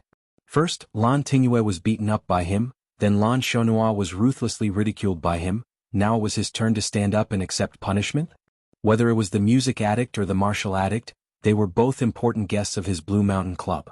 As the owner of this club, he had the responsibility and obligation to treat these two masters. No, a master and a big milk. Well, Lan Shanggu regretted in his heart. If he had known earlier, he would not have invited Fang Yen and Lu Shu to his Blue Mountain Club for a small gathering. Not only did he eat and use his own things, but he also had trouble knocking on his door. Of course, Lan Shanggu would never admit that he had taken the initiative to provoke and use others to establish his authority, such an immoral idea. "It's me." The flower addict Master Lin was a little impatient. He stared at Lan Shanggu unkindly and said, "I say, are you done asking?" I'm done. Lan Shanggu opened his mouth and laughed, revealing 2 rows of neat little white teeth. He took the initiative to extend his hand to Lin Fiang and said, "Senior flower addict, your presence brings light to our humble Blue Mountain Club. I'm the owner of the Blue Mountain Club, Lan Gulu. I've admired Senior Flower Addict for a long time. Senior Flower Addict, I happen to have obtained a bag of good tea from my place. May I have the honor to invite you to my place for a cup of tea?" "You don't have the honor." Lin Fuyang rejected Lan Shan Valley's invitation without hesitation. He didn't even bother to shake hands with him. "Where's Liqi? I want to see Liqi, music addict." Lan Shanggu stole a glance at Fang Yen, who was standing at the side. What he meant was, "Look, someone is here to look for your old lover again. You brought this trouble upon yourself." "What music addict? Senior flower addict, I don't understand what you're saying." "Music addict, one of the 7 addicts of Huaxia, the music addict Shuayun, who is obsessed with music. I just heard her playing in the distant Green River Valley. It's in this direction. Hurry up and ask Shuayun to come out and see me." Lan Shanggu said with a sincere smile, "Senior flower addict, I've long heard the name of Senior Liqi, but I've never met her." This sentence was true because Liqi didn't even give him a chance to meet her. When saying this, Lan Shanggu glanced at Fang Yen with hidden bitterness. Fang Yen squinted his eyes and smiled, but didn't say anything. Before understanding the intentions of the flower addict, he was more willing to be a bystander. "I don't know Mr. Liqi, so I naturally can't ask her to come out." After a pause, Lan Shanggu continued, "Besides, even if I know Mr. Liqi, she's the same as Senior Flower Addict, an honored guest of my Blue Mountain Club. How can I casually ask her to come out and see others? If Senior Flower Addict comes to our club and someone wants to see you, I can't easily ask you to come out and see others. Senior Flower Addict, don't you think so? A person should have a conscience." The flower addict didn't seem to have a good temper. He said angrily, "I'm not asking her to come out and see others, I'm asking her to come out and see me. Senior flower addict, you're also a person. I've been friends with the flower addict for many years, it's naturally not a problem for her to see me." The flower addict raised his foot and rushed inside. Lan Shanggu hurriedly blocked his way. "Senior flower addict, don't be impulsive, you're making things very difficult for me. Get out of my way." The flower addict Lin Fiang shouted. The smile on Lan Shanggu's face disappeared, and his expression became gloomy. He said, "Senior flower addict, are you preparing to bully a junior?" The flower addict didn't take Lan Shanggu seriously at all. He rushed straight to the center of the courtyard, glanced at the surrounding rooms and shouted loudly, "Lu Shuayun, come out, I heard your flute. An old friend has come from afar, don't you want to see me?" No one answered. All the doors of the rooms were tightly shut. There was no movement at all. "Lu Shuayun, you can't hide." As the flower addict spoke, he used his nose to sniff the air. Then, following the smell in the air, he strode towards the door of a room. Standing at the door, he laughed wildly and said, "Lu Shuayun, let Wan open the door. Otherwise, I'll have to do something that's not very elegant. I smell flowers, roses, lilies, peonies, cloves, hyacinths, chrysanthemums. These are your old habits." Lu Shuayun quickly opened the door. Creak! The wooden door was opened, and a blue-robed child stood at the door, staring at the flower addict Lin Fiang with a displeased expression. He angrily said, "You're so annoying. Master's already asleep, why are you shouting outside? Don't you know that this is very rude?" "I knew I was right, Lu Shuayun really lives here." The flower addict laughed loudly and reached out to touch the child's head, but the child evaded his hand in disgust. Wan, I haven't seen you for a while, you've grown a bit taller. Go and wake your master up, tell her that Uncle Lin is here." "Okay. I've said it before, master is already asleep. She's already seen a guest today, so she won't be seeing any other guests." "Oh, who is it that can make your master want to see you?" The flower addict Lin Fiang stared fiercely at Lan Shanggu and said, "That boy. This guy was a jealous person, and he regarded Lan Shanggu as his biggest rival in love. Who master wants to see has nothing to do with you." The blue-robed child said, "Go back quickly. I'm going to close the door." The blue-robed child finished and was about to close the wooden door with both hands. "Pa!" The flower addict Lin Fiang put his hands on the door, not letting the child close it. He angrily shouted at the music addict in the room, "Lu Shuiyun, you're too cruel. We're old friends and you don't even give us a chance to see each other. Do you really want to be so cruel? Let go of me." The blue-robed child desperately tried to close the wooden door, but no matter how hard he tried he couldn't do it. How could he compete with Lin Fuyang, who was tall and strong at such a young age? Lan Shanggu's heart ached when he saw the little girl's small face turn red, and the fine beads of sweat on her forehead. He said, "Senior flower addict, since Mr. Music Addict is already asleep, why don't you come back tomorrow? After all, it's not polite to disturb a lady's rest in the middle of the night." The flower addict turned around and stared at Lan Shanggu and said with a displeased expression, "You, get out of my way." Lan Shanggu grinned and said, "You see, you've insulted me again. I'll remember it all." "So what if you remember it?" Lin Fuyang's face was full of disdain, and very arrogantly glanced at Lan Shanggu and said, "Are you going to beat me up?" "Haha." Lan Shanggu was amused by the flower addict Lin Fuyang's words and said, "You're the flower addict of Wuxia 7 addicts, how could I beat you up? I have the heart but I don't have the guts." Lin Fuyang snorted coldly and shouted at Lu Qi again, "Shuin, you know me? If you don't come out I won't leave tonight. We'll meet again when you come out. If you are willing to stay in this house for a year and a half, I will stand guard outside this door for half a year and a half." "Puchi!" Lan Shanggu couldn't help but laugh out loud. The love-struck fool Lin Fuyang was very unhappy. He angrily shouted, "Brat, what are you laughing at?" "I'm laughing at Senior Flower Addict's words." Lan Shanggu laughed so hard that he couldn't breathe. "Mr. Lu Qi has been living in this house for a year and a half, so of course he has food and drinks. If Senior Flower Addict were to guard this door for a year or so, I'm afraid that she would starve into a dried corpse without food and water, right? You bastard." The flower addict was enraged by Lan Guanju's words and shouted, "Get lost. This is the third time you've insulted me. I'll remember it." Lan Shanggu looked at the love-struck fool and said, "So what?" The flower addict didn't see Lan Guanju as an opponent of the same level. She once again shouted at Lu Qi, "Shuiyun, if you don't say anything you'll what?" Lan Shanggu asked from the side. "I'll..." The flower addict's expression was conflicted. She hesitated for a while and didn't know what to do to express her heartlessness. Commit suicide by cesarean section? Senior flower addict, you mustn't do that. Lan Shanggu tried to comfort her. "Even if you want to die for love, please don't do it in my Blue Mountain Club. I can't bear this responsibility." "I'll..." Hearing Lan Shanggu's words, Lin Fuyang finally understood what he had to do. He took off the long robe he was wearing and took out a huge pair of scissors from his waist. Lan Shanggu and Lu Shu quickly dodged. They didn't want to be pierced by this pair of scissors. Fang Yan's eyes slightly shivered.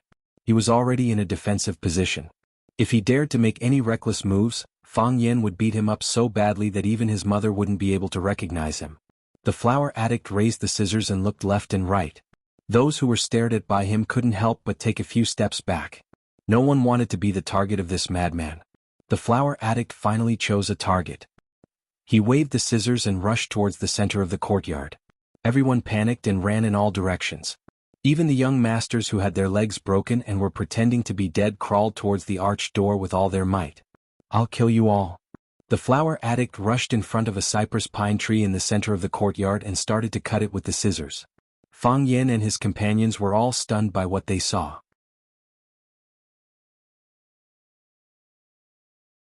Chapter 634. Broken branches were all over the ground and needles were flying everywhere. Kacha kacha, the sound of the tree being cut was endless. The flower addict's posture was wild, and the way he waved the scissors was free and unrestrained. From his appearance he really did look like an artist. But nothing good came out of Lan Shanggu's mouth. He looked dumbfoundedly at the flower addict Lin Fuyang, who was about to fight with Pine and Cypress, and sighed, "This guy, is he a flower addict or an idiot?" Fang Yan was also speechless. Looking at the way he waved the scissors, he thought this guy was a dick-cutting maniac, cutting off anyone's dick that he didn't like. A group of people dodged here and there, but he just wanted to mess with a pine tree. This made their dodging meaningless. It was too embarrassing to do something meaningless. Right, I've always had a question. Lan Shanggu turned to look at Fang Yen and said, which idiots are there in Huaxia 7 addicts? Is there a guy named Idiot? I'm also curious, the willow tree said. Fang Yen smiled bitterly and said, I've seen Dao addict Song transplanting seedlings, I've seen martial addict Ho Jindong, I've seen music addict Shui Shuiyun, I know there's medicine addict Qin Wujie, I also know there's tea addict Xinyuan Quo, I know there's painting addict Bai Lu, and this flower addict Lin Fiyang. I've never heard of an idiot. But I've seen a lot of idiots in real life. Lan Shanggu glanced at the flower addict Lin Fiyang with disdain and said, I think this ranking is very inaccurate. If I were to rank Huaxia's 7 addicts, I'd definitely add an idiot. This guy is obviously an idiot, right? Who is he trying to scare by waving the scissors and cutting the tree like crazy? If men are all like him when it comes to picking up girls, I'm afraid those women would rather like their own kind than any other man. Maybe there's a surprise? Fang Yen said with a smile. What surprise? Lan Shanggu didn't like flower addict Lin Fuyang, so when he talked about him, he naturally had a mocking tone. Isn't this a surprise? Fang Yen stared unblinkingly at the pine tree that Lin Fuyang was crazily pruning. His face was filled with surprise and admiration. What's so nice about this tree? Lan Shanggu noticed Fang Yan's strange expression and looked over as well. He didn't find anything special. He took a closer look and realized that something was amiss. When he looked at it for the 3rd time, he finally knew what was wrong. He had actually cut the pine tree into the shape of a human, an outstanding and beautiful woman. There was a faint smile on her face. Her appearance was gentle, but there was an unapproachable arrogance in her bones. It was so clear as if he could touch it. Logically speaking, floral art and gardening were only similar in form or spirit. It was impossible for you to see specific things like eyes, mouth, eyebrows, and so on. However, you can feel their existence from the works of the anthomaniac. It was no longer a work of art. It was a real person. A person with spirit and flesh. What's going on? Lan Shanggu asked in surprise. Am I the only one who saw a beauty? He cut the tree into a beauty? That's Lu Qi, Fang Yen said with infinite admiration. He had seen Lu Qi before and knew how similar the expression and temperament of the person under flower addict's hands were. Only when he remembered a person in his heart could he easily show her. He gave her soul, flesh, and everything beautiful in the world. The Lu Qi under flower addict's hands was very similar to a real person, but even more beautiful. For example, Lu Qi's slightly raised head arrogantly. This kind of thing was hidden deep in his bones. However, he had skillfully dug it out and displayed it incisively and vividly. Flower addict was indeed a flower addict. I didn't know Mr. Lu Qi was so beautiful. Lan Shanggu looked at Lu Qi's appearance obsessively. He couldn't see the real person in real life, so it was good to see it artificially. I thought it was an old man. However, isn't this flower addict a bit too powerful? With just a pair of scissors in his hand, he could turn an ordinary tree into the appearance of the woman he likes. Such a peerless skill of picking up girls is unstoppable. Who can compete with him? There are 4 realms of flower art. The first is form resemblance, which only takes the form. The second is spirit resemblance, which has both form and spirit. The third is ghost acts, which can only be obtained by a great master. The fourth is divine craft, which is rare in the world, like a god descending to earth. I have learned flower art for more than 10 years, but I only reached the level of spirit resemblance. And this is my best performance. Fang Yen said with a sigh. What about him? Lan Shanggu pointed at flower addict Lin Fiyang, who was still doing the last bit of trimming, and said, which realm is flower addict at? Because he had seen flower addict's ability, Lan Shanggu's attitude towards him was much more respectful. He didn't choose any special materials, just a pair of scissors as a tool. He casually trimmed a pine tree in the yard, and the work he produced was already in the ghost axe realm. This is a rare genius in the flower art world. He truly deserves the title of flower addict. Fang Yen pointed at the pine tree in front of flower addict Lin Fiyang and said, a music addict cut by flower addict. This scene can become the treasure of your Blue Mountain Club, and ensure that your Blue Mountain Club will not decline for 100 years. Lan Shanggu thought about it and also became happy. That's right, flower addict used the pine tree in his Blue Mountain Club to cut a music addict. Then, according to the property law, this music addict naturally belonged to him. If this matter was accidentally spread, wouldn't it attract countless celebrities in Huaqing, and even guests from all over the country to come and watch? At that time his Blue Mountain Club would be crowded, and because of this music addict, his Blue Mountain Club would complete an upgrade and become the top club in the world. But soon Lan Xianggu couldn't be happy anymore, because he thought of an extremely serious problem. He looked at Fang Yan and said, "The pine tree will grow." Fang Yan nodded and said, "Yes. As long as it is still alive, it will continue to grow." "If it continues to grow, then this music addict, will it grow to nothing?" "That's for sure." Fang Yan nodded. The respectability of gardening also lies in its changes. As long as it is a living gardening, it will change according to the 4 seasons, so it's normal for the music addict to disappear. But don't worry, even if the music addict is gone, the story of the flower addict and the music addict will still exist. 30 years later, as long as a guest comes over, you can point at the towering pine tree and say that the flower addict used this pine tree to cut out a music addict, and everyone will still be very grateful. Lan Xianggu shook his head and said, "That's too much. If we can't see that it's a music addict, who would be willing to admit that it's a music addict?" "There's another way." "What is it?" Fang Yan pointed at the flower addict and said, "Think of a way to make him stay and let him trim you every day." "That's a good idea," Lan Xianggu said happily. The flower addict waved the scissors to cut off some minor details, and then stood in front of the music addict, with a sad face. "Shui Shuiyan, are you really this cruel? You rejected me again and now you won't even give me a chance to meet." He reached out his hand and gently touched the face of the music addict, and said with a sad voice, "Tell me, what do you dislike about me?" I'll change, okay? You are a burning flame, so I'm willing to be a moth flying into the flame. Even if I'm smashed to pieces, even if I'm beyond redemption, even if I'm burned to ashes, I won't give up the chance to hold your hand in this life. Why is love so hurtful, so heartbreaking?" This time not only Fang Yan couldn't help but laugh, but even the willow tree's mask made a strange sound. "Who is it? Which bastard is laughing?" The flower addict was so angry that he roared at Fang Yan and Lan Xianggu. This time Lan Xianggu was able to hold back his laughter. He stared at Fang Yan and the willow tree with righteous indignation, as if he was ashamed to be associated with them, and said, "Senior flower addict is deeply in love with senior music addict. Even a stone-hearted person would be moved by this scene. I just don't understand, at such a sad moment, how can you still laugh?" Lan Xianggu strode towards the flower addict Lin Fiang, reached out his hand and patted his shoulder and said, "Senior flower addict, don't be sad. I believe that sincerity can move metal and stone. As long as senior flower addict continues to persevere, you will definitely be able to move Mr. Music Addict's heart, and he will be willing to hold hands with you until old age, and become a legend in the world. Aren't the flower addict and music addict meant to be a match made in heaven?" After saying this, he glanced at Fang Yan guiltily. He didn't know what the relationship between them was. Would he be angry at what he said? The flower addict Lin Fiang nodded repeatedly and said, Yes. I am the flower addict, she is the music addict. She likes flowers, I also like flowers, we should be a good couple.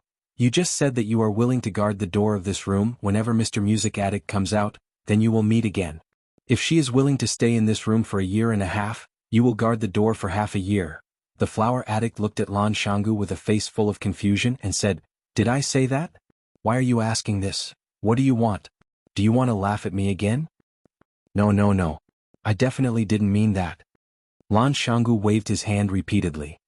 I just realized that I have made a huge mistake. I shouldn't belittle other people's love. All the infatuated people in the world deserve our respect. Senior flower addict, you can just stay here peacefully. I will reserve a room for you next to Mr. Music Addict. You will live next to each other, maybe you will see each other every day. Really?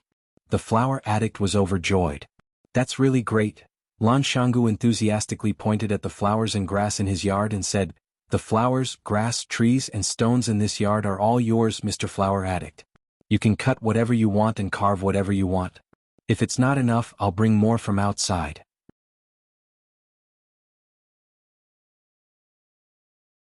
Chapter 635. The flower addict was overjoyed. She excitedly pulled Lan Gudu's hand and thanked him. Fang Yin sighed silently. Lan Gudu must have a bad conscience to lie to such an idiot. While the flower addict was holding Lan Gudu's hand and expressing her gratitude, and Lan Gudu kept describing to her the happy life of living with Luqi in the Blue Mountain Club, the wooden door of Luqi's private room was finally pushed open. The green-robed boy stood at the door and looked at Fang Yin and the others in the courtyard with an unfriendly expression. Just as everyone was wondering who Mr. Lucci was going to invite in, they saw Lucci, dressed in white, walk out gracefully through the boy's white robe. She stood under the eaves of the courtyard's veranda and looked at everyone in the courtyard with a smile.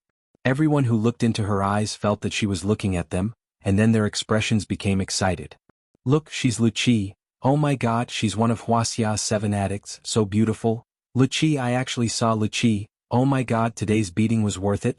The person she admired appeared, and the flower addict looked at her with a face full of surprise. She wanted to say something, but her mouth moved, but she couldn't say a word. There were thousands of words that she couldn't express in her stupidity. It was Lucci who took the initiative to speak. She looked at the Lucci tree that just appeared in the courtyard and said to Lucci with a smile, "Fuyang's skills are getting better and better. Just now I heard you play a flute song from afar. It was so moving that it could linger for 3 months." The flower addict finally regained a bit of rationality, or at least some ability to speak. She looked at Lucci with a fanatical gaze and said, "Liuyun's skills are also getting better and better. Just now I heard you playing a flute song from afar. It was so moving that it could linger for 3 months. Lucci nodded and said, "I came to Huaqing to visit an old friend and also to meet a friend of 3 years. I'm going back to the capital tomorrow. I didn't expect Fuyang to come over because of a song. There are so many guests today, Liyun is overwhelmed by the favor." The flower addict Lin Fuyang smiled and said, "To be able to listen to Lu Yun's song, even if I had to fly across the ocean to see you, it wouldn't be a problem." Fang Yen just thought that the flower addict, Lin Fuyang, was a bumpkin who had never seen the world, but now he had to admit that Lin Fuyang's poetry attainments were excellent. He spoke like he was writing poetry, and he could skillfully put some popular song titles into the content of his speech, and it had an excellent effect of confession. Just based on this move, Fang Yen had a whole new level of respect for him. "Thank you, Fuyang, for your kindness." Lu Shui Yun said with a smile, "It's fate that we meet. I don't have any good tea here, so I'll go back and play a song for everyone here. We'll meet again if we're fated." Shui Yun bowed slightly to the people in the courtyard, then turned around and walked towards the box. "Oh my God, the music addict is going to give us a song. Lucci is beautiful and kind, I like her so much. Lucci, I like you. Lucci, you are my idol." Those who were beaten black and blue still didn't forget to chase after their idol. Their survival ability was even more tenacious than cockroaches. The green-robed boy snorted coldly and followed his master back to the room. Bang! The door of the box was slammed shut by the little boy. After a while, the moving sound of a flute came from the box. "This is a song for me," the flower addict muttered to himself.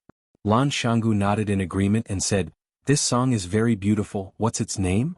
"Falling Flowers and Flowing Water," the flower addict said. Lan Shangu suddenly felt that the flower addict was very pitiful. Very, very pitiful. Thus, Lan Shangu decided to comfort him. He patted his shoulder and said, "Senior flower addict, you can stay in my small courtyard. I don't have anything else here, but I have enough flowers and plants." Standing at the entrance of the Blue Mountain Club, Qin Shuer's expression was extremely ugly. Lin Jing respectfully stood next to him and said in a low voice, "Boss, this Lan Shangu is arrogant and domineering. He doesn't give our Chindu real estate any face. I told him the boss's name and he still doesn't want to let him go. I've negotiated with them for a long time, but I still can't confirm whether the young master is safe or not. Their people are guarding the entrance of the courtyard. I tried many times but couldn't break in. Boss, I didn't do my job well and failed to live up to your trust." Qin Shuer patted Lin Zheng's shoulder and said, "Old Lin, it's not your fault. Some youngsters these days, they haven't suffered any hardships, haven't encountered any hardships, so they have arrogance in their bones and don't care about anyone. This is understandable." They said that the music addict is in the club, using the name of the music addict to extort money from everyone. Should we call the police? If the police come, we won't be able to punish the real villains. Qin Shuer said, "Settle privately and pay us tens of thousands of dollars? Is this the end of it?" "Boss is right." Qin Shuer waved his hand and a bald man ran over and said, "Boss, I'll go and smash his stupid club." Qin Shuer nodded and said, "Dahai, go and smash the club for me. Let them pay the price. Let Lan Shangu come out and talk to me. His club is expensive, I won't go in." "Boss, don't worry. I'll twist Lan Shangu's head off and kick it like a ball." Dahai agreed and led a group of men in black toward Lan Shangu Club. Qin Shuer sat in his Bentley and leisurely lit a cigarette. Lin Jing also sat in and comforted him. "Boss, don't worry, there will be results soon. Dahai is very organized. There's no rush. Qin Shuer said, "It's Lan Xianggu who is in a rush." "Of course," Lin Jing said with a smile. "Boss, you're worth two. When that happens, it won't be easy for them to send young master back. They have to apologize and compensate. They have to give us a reason. If the reason isn't good, we won't accept it." "That's true," Qin Shuer said with a smile. "It's easy to invite a god in but hard to send him away. Young people will never learn to be obedient if they don't suffer a little. I'll be Lan Xianggu's mentor for once." Knock, knock, knock. Someone knocked on the car window. Qin Shuer was furious. There were bodyguards outside. How could they let someone knock on the car window? Where did they go to eat sh*t? Knock, knock, knock. This time it wasn't knocking, it was slapping. Lin Jing looked out the window and said, "Boss, it's Lan Xianggu. That brat from Lan Xianggu is here." It was indeed Lan Xianggu standing outside. Of course, there was also Qin Shuer's bodyguard, Baldi Dahai. Baldi Dahai was being held up by two men in black. His bald head was no longer intact, it was stained with red blood.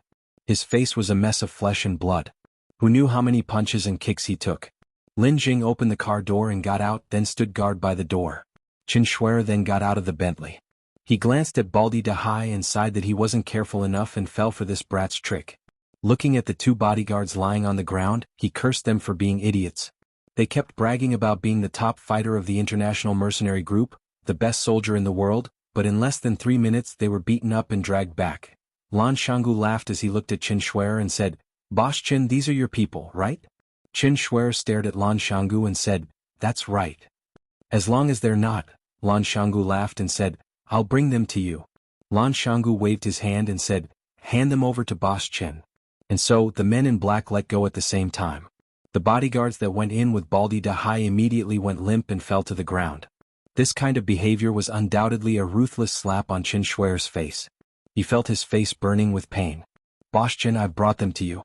You have a lot of work to do, I won't disturb your work anymore." Lan Xianggu laughed and said, "Goodbye." Saying that, he turned around and walked towards the Blue Mountain Club.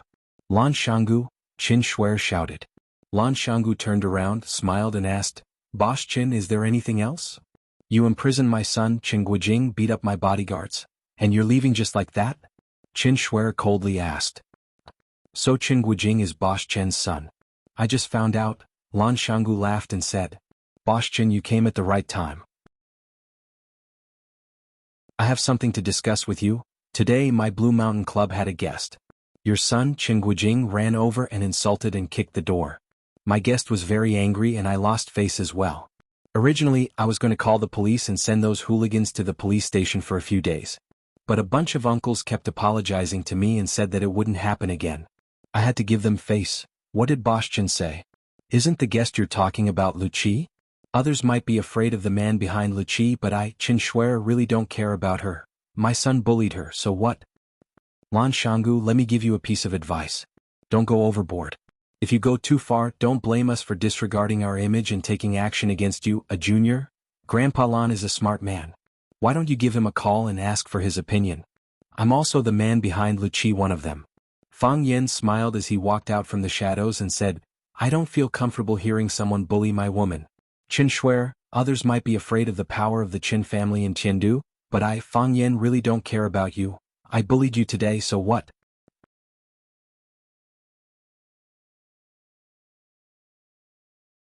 Chapter 636. Qin Shuer had many investment projects in Huaqing, so he spent a lot of time in Huaqing. However, overnight, he realized that he didn't understand the young people in Huaqing anymore. The once glorious four beauties of Huaqing were either disfigured or sent to prison. They had long become a topic of conversation and a joke in the eyes of countless people. Lan Gu broke both his arms and left the Lan family, becoming rootless duckweed. Because of this, when Qin Shuer heard that his son, Qin Guijing, had a conflict with Langu, he only sent a lawyer over to deal with it. He thought that as long as the lawyer mentioned the name of the Qin family in Tiandu, Langu's only choice would be to lower their heads and admit their mistake. They would then respectfully send Qin Guijing out. He would be magnanimous and punish them a little. What else could he do to them? No matter how useless Langu was, he was still a descendant of the Lan family. He couldn't offend the Lan family too much, right? Qin Shuer was attending a small private gathering when he received a call from the lawyer, Lin Jing. Lin Jing was in a bad mood. He said that Langu's attitude was bad and they weren't willing to let him go. Qin Shuer thought about it and decided to make a trip himself. No matter how busy his business was or how important his connections were, he had to be extra careful when it came to his son. He had already thought about it on the way here. First, he would let Baldy Big C and his men destroy the Blue Mountain Club from the inside out. Then he would let Lan Shanggu come over to apologize personally. That was exactly what he did. But wasn't the ending a little too quick? Qin Shuer knew of Fang Yan. Anyone who had reached a certain level would know of his existence. Even if they didn't like him, who could easily ignore him? He was the major shareholder of Chaoyan Technology. He was on good terms with Langu's Lu Shu. He was sworn brothers with Du Qing of Qingyun Group. Such a person was still very powerful in Huaqing. However, he had offended some big shots in Yanjing and was being suppressed everywhere. His life wasn't good.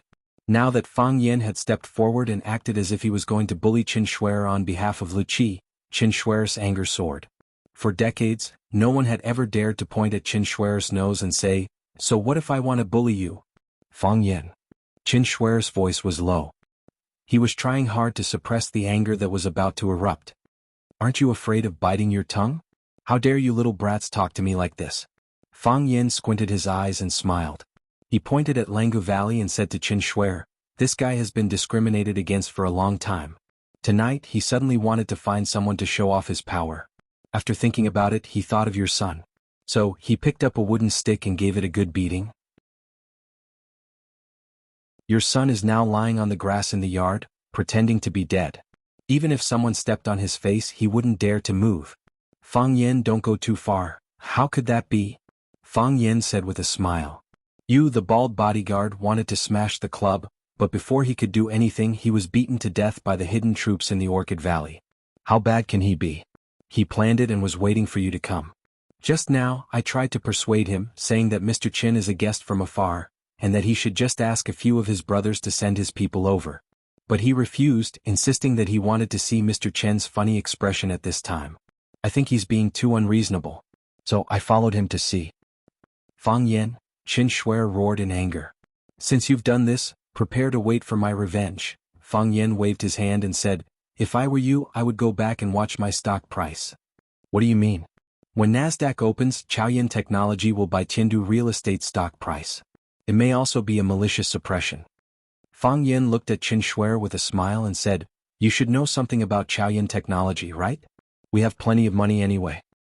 You guys," Qin Shuer's eyes were red and his face turned purple. His hands trembled and he stammered, unable to utter a complete sentence. Fang Yan stared at Qin Shuer and said, "Mr. Qin, do you understand what we mean now? What do you guys want?" Lin Jing finally reacted. This was a big conspiracy, a big conspiracy. These bastards, they set up trap after trap and only now did they reveal their fierce fangs. They wanted to suck blood. They used Qin Guojing as a bait to lure out Qin Shuer, the big shot behind the scenes. What did they want? "Don't even think about touching Longtu," Fang Yan said coldly. "Longtu belongs to Lu Chaoga. No one can take it away." "How do you know?" Qin Shuer stared at Fang Yan in horror and asked. "It's not convenient for the Ren family to make a move, so they asked the Chen family, who have been on good terms with them for generations. You and your father have been so happy in Huaqing recently, hiring a lawyer to help Jiang Zhulu reverse the verdict, and frequently meeting with Jiang Zhulio's mother, Ren Jin. If you say your goal isn't for Longtu Group, at least I won't believe it." "What? Even Grandpa Ren, who called his son-in-law a scalper and a dog, can't sit still? Seeing such a big piece of fat meat, even if it's the property of his daughter and grandson, he won't hesitate to snatch it. But he's worried about his face, so he threw you, Qin Shuer, out as a cover.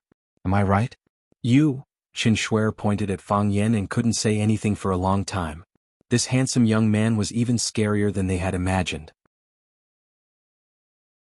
Lan Shanggu looked at Qin Shuer with a smile and said, "Fortunately, Tingyue praised Qin Guojing in front of me a few times, saying that he's a good friend, so I was curious to find out about his background.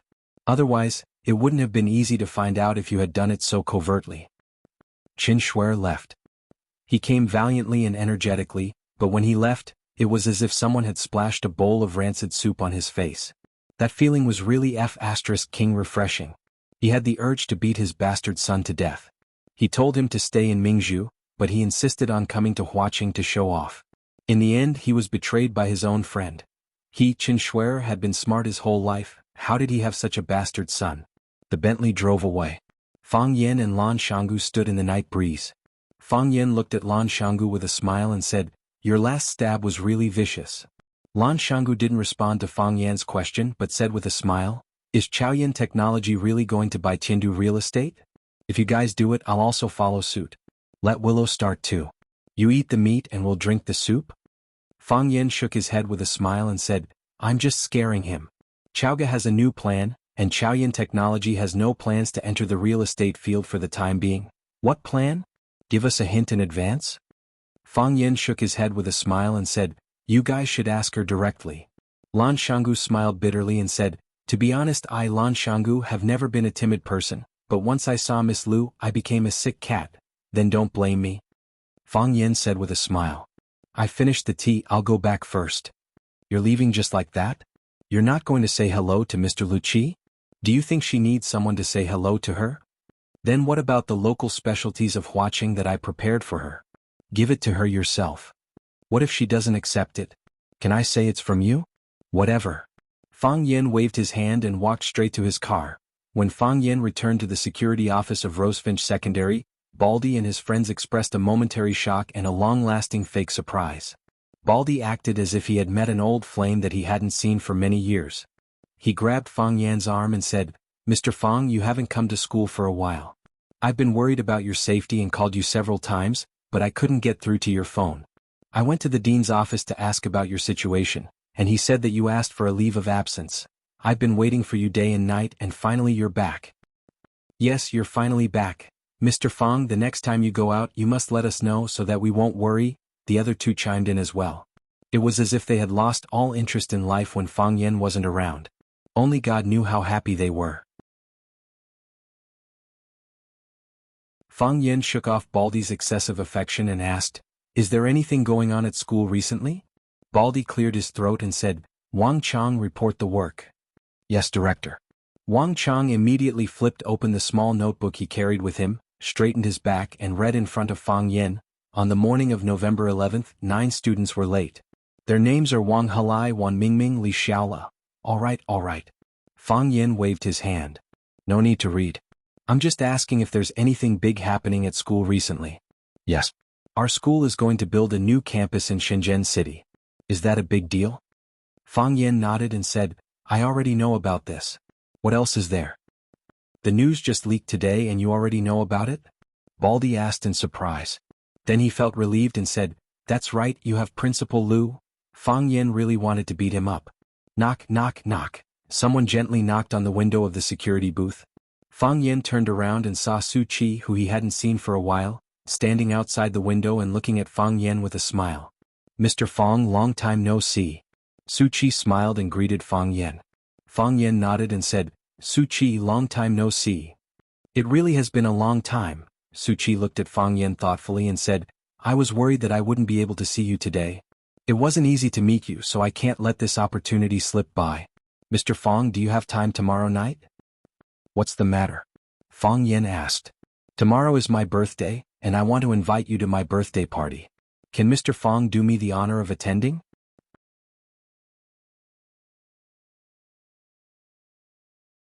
Chapter 637.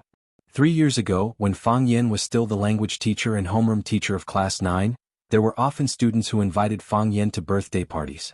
Fang Yen rejected most of them, but when he couldn't refuse, he would go and give them a small gift.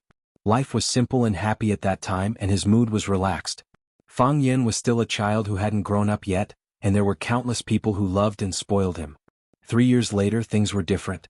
He was no longer a teacher at Rosefinch Secondary, but he became a security guard at Rosefinch Secondary to protect the safety of the students. He didn't have the mood to be a teacher anymore. He was worried that the hostility in his heart would be released and lead the students who were crazily absorbing knowledge and nutrition. He didn't expect that there would still be girls who invited him to a birthday party. Inviting a security guard? Wasn't this clearly asking him to go to those luxurious and magnificent places to show off? Fang Yan's first reaction was to refuse. He had too many things to do. Was it necessary for him to go to a student's birthday party? Moreover, it was a female student who was obviously very interested in him. Please, Rosefinch Secondary forbade relationships between teachers and students. Fang Yen wasn't that kind of person at all. Fang Yen raised his eyebrows slightly. When he was about to refuse, Su Qi spoke first. She was still smiling as she looked at Fang Yen sincerely and said, "Mr. Fang, if you could come, it would be the best birthday present I've received." This sentence was too destructive. It immediately blocked the words that Fang Yen was about to say. Your coming is the best present she's received. Can you bear not to give someone a present on their birthday? Can you bear to ruin someone's happy mood? I'm free tomorrow too. Baldy touched his bald head and said with a smile, Su Chi, can I have the honor to go to your birthday party? Of course. Su Chi nodded. She even invited the other two security guards and said, you guys can go together. Let me introduce some friends to you. There's good wine to drink and cakes to eat. Wow, can we go to your birthday party too? That's great. Tomorrow I'm going to wear the new suit I bought during the new year. Fang Yen hadn't agreed yet, but the other three had already accepted. Su Chi looked at Fang Yen with bright eyes, quietly waiting for Fang Yan's answer in anticipation. Fang Yen looked at Su Chi and said with a chuckle, Happy birthday, Su Chi. However, I already have other arrangements tomorrow, so I might not be able to make it. The smile on Su Chi's face disappeared and she said with some regret, It's really disappointing. Mr. Fang, though you have already refused me, I still hope that you will go, because there is someone who wishes to see you. Oh. Fang Yen asked curiously. I should have told you. Su Chi smiled slyly and said, But you rejected me just now, which made me very sad. So, I'm not going to tell you. You'll know when you see for yourself. In other words, if you don't go tomorrow, you'll never know who the person who wishes to see you is. Everyone is curious. You must be very curious right now, right? Fang Yen looked at Su Chi helplessly and said, If I really don't go, won't you ruin someone else's business? I don't care. Su Chi said matter-of-factly. I'm injured, can't I throw a tantrum? That's for women. She took out a few invitations from her bag and placed them on the only wooden table in the security booth. She said, There's an address on the invitations. I'm looking forward to your coming. After that, the girl skipped away. Baldy looked at Fang Yen with a sad face and said, Mr. Fang, Su Chi has good intentions. Why didn't you agree? Fang Yen looked at Baldy with a smile and said, What? She bought you over just because she invited you to a concert? Hey, am I that kind of person? Baldy said with a wave of his hand. He then asked Fang Yen in a low voice, When will Arasima come to Huaqing to hold a concert again? I don't know about that, Fang Yen said. I haven't contacted them for a long time. Fang Yen hadn't contacted the two girls, Jiang Qin and Yuan Lin, recently. First, he was injured and recuperating on the mountain. At that time, he didn't even know where he lost his phone. Later, after getting someone to get a new SIM card, he didn't reply in time when he received inquiries from them. With the promotion of Summer's resources, the two girls became more and more popular and were liked by more and more people. Every time Fang Yen opened the newspaper, he could see all kinds of information about them. They said that Jiang Qin was in a relationship with a male celebrity, that Yuan Lin and Jiang Qin were lesbians, that Jiang Qin was going to enter the film industry again, and that Arasima was going to disband. All kinds of rumors made people dizzy. Fang Yen laughed at such rumors. He knew that Jiang Qin and Yuan Lin had a very good relationship.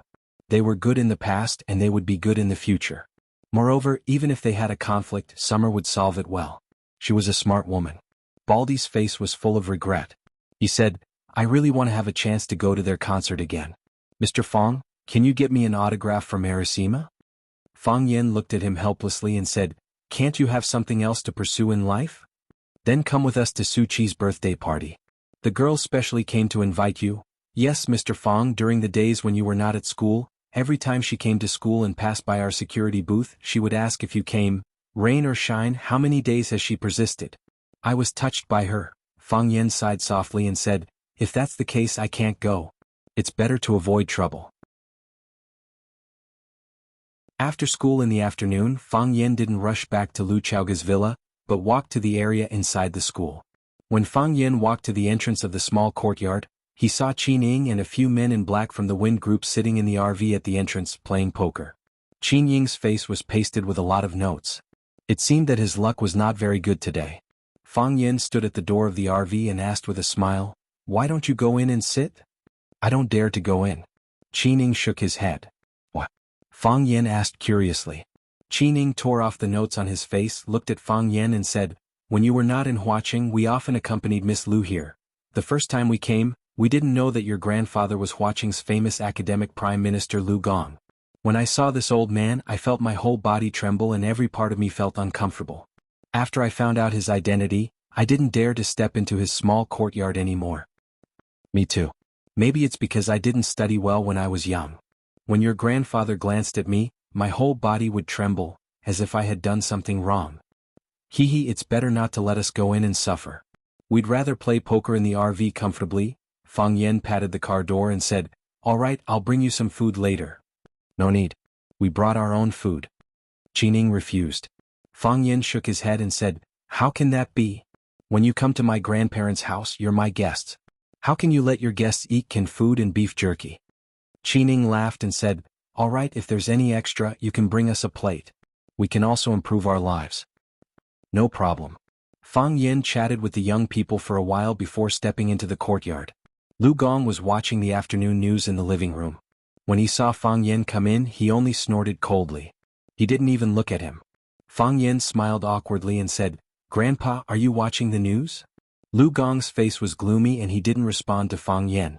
Fang Yan's grandmother heard the noise and walked out of the kitchen. She grabbed Fang Yan's arm and said, "Fang Yen, you've been back in Huaqing for so long, and you didn't come to see your grandparents. Grandma missed you so much. Good boy, let Grandma see if you've lost weight. You look good, which proves that Zhaoga has taken good care of you." "Grandma, I'm sorry." Fang Yen said these words with difficulty. Facing his closest family, he had 1,000 words in his heart, but he didn't know how to express them. "Silly boy, what have you done to me?" Grandma held Fang Yan's hand tightly and said, "I know you're in a bad mood, so I didn't call you. Let bygones be bygones. You have to be good in the future." As she spoke, Grandma's eyes turned red and she said, "You're the only one your mom can rely on. You have to be careful." Lu Gong was infuriated.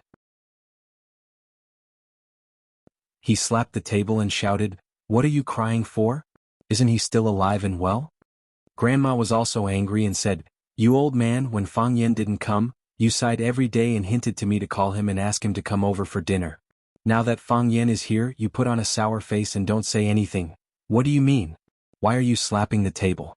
If you can, why don't you smash the table?" "You, what about me? Stupid woman. Stupid as hell." "Oh, you're saying I'm stupid now that you're old? You call me a stupid woman.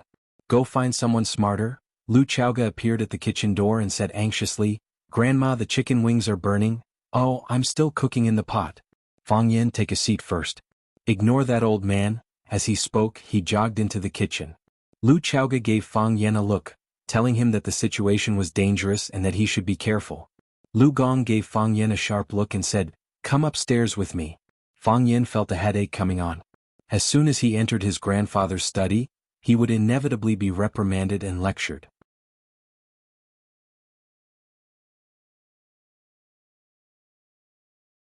Chapter 638. Lu Gong entered the study, walked straight to his big mahogany chair and sat down. The sofa in Lu Gong's house was made of wood, the chair was made of wood, and most of the furniture was made of wood as well. His aesthetic was exactly the same as his character. Square, dignified, and simple. If he could straighten his back, he would never lie down. Lu Gong glanced at Fang Yen standing in front of him, pressed his raised palm down and said softly, "Sit down." Fang Yen, who was pretending to be a wronged wife, suddenly raised his head and looked at Lu Gong in disbelief. What was going on? Why did the scene suddenly change? According to the old routine, Grandpa should have slowly brewed a pot of tea and let Fang Yen cool for a while before snorting and shouting, "Do you know what you did wrong? Since when did the domineering Xiao start to walk the path of a romantic lead?" "He told you to sit down." Lu Gong saw Fang Yan's expression and naturally knew what he was thinking. His tone was a little unnatural. Fang Yen hurriedly sat down. If he didn't look for trouble, he wouldn't take the initiative to look for trouble. Otherwise, wouldn't he be born to be a bitch? Lu Gong looked at Fang Yen and said, "You have hatred in your heart." Fang Yen was shocked again and said, "Grandpa, you saw that too?" Lu Gong patted an ancient book in front of him and said, "Sun Guopan wrote, Ice Mirror, to teach people the art of judging people. Get rid of the grain and turn it into chaff, the marrow remains, the way of God. Mountains don't collapse, only 100 can suppress it, the so-called bones. A person's spirit has 2 eyes, a person's bones have a face. A scholar first looks at the god's bones. Getting straight to the point is the first. You, Fang Yen, have read thousands of books so you can be considered half a scholar. A scholar first looks at the god's bones. Fang Yen, didn't you show it? No matter how relaxed your smile was, no matter how natural your movements were, your mind was always tense. It's like a treasured sword that can take a person's life at any time. Lu Gong sighed softly and said, "In the past, you were happy because you were truly happy. Now, you are happy because you want to hide the unhappiness in your heart. Fang Yin, have you ever been this cautious and reserved when you came to my place before?" "Grandfather, there is hatred in my heart." Fang Yin could only confess to this old man. If he was so powerful, why didn't he go to the bridge to pick up stalls? "You hate your father's murderer?" "Yes." Fang Yin nodded. "I hated myself before too." "Hate yourself? Hate what?" "The child wants to support him, but his parents don't? Or do you hate yourself for not being able to save your father?" "Both," Fang Yin said in a deep voice. "If you hate the former, I can understand. Most people in the modern world don't know how to cherish. They only regret when they lose it. But that's regret, not hatred. If you hate yourself because of this, then you won't be able to rest easy in the underworld. But if you hate yourself for not being able to save your father, then that's the height of stupidity. Are you a god?" "Of course not," Fang Yen thought. "If you're not my grandfather, I'll beat you up. Is there a need to be so sarcastic? Since you're not a god, why do you think you're omnipotent? Just do your best." Lu Gong comforted him softly. "Do your best and leave it to fate. Some things are fate." Fang Yen looked at Lu Gong and said, "Grandfather, you're well read. Do you also believe in fate? 1 is fate, 2 is luck, 3 is feng shui for his yin virtue, and 5 is literature. Fate is number 1, followed by luck and feng shui. We can't change what is fated by the heavens no matter how hard we try.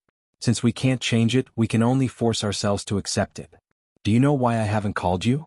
Grandfather wanted me to figure it out on my own." "Yes. I wanted you to figure it out on your own and walk out on your own," Lu Gong said earnestly. "But you still can't figure it out, and you still can't figure it out. You're loyal, but your aptitude is really stupid." Fang Yin wanted to hit someone again. He was really envious of Lu Gong. Since he was born, fate had arranged for him to be his grandfather. Otherwise, this old man would already be lying on the ground.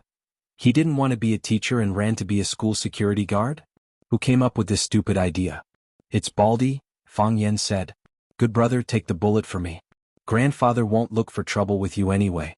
If the old man really does look for trouble with you, it won't be long before you become famous in the education world. I'm helping you." "Who's Baldy?" "You wouldn't know even if I told you. But grandfather, you're right. His idea is really stupid. Professions don't differentiate between high and low.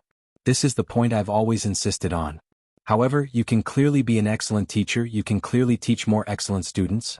But because you can't untie the knot in your heart, you can't get rid of the hostility in your heart, so you can only become a security guard." "What does this mean?" "It means that my aptitude is stupid." Fang Yen learned to be smart. "I'll scold myself first so you can't scold me anymore, right?" "No, it means that your self-control is extremely poor. An excellent man, a successful man, they can adjust their emotions at any time so that they can face any difficulties and challenges with the best mental state, whether it's doing business or anything else.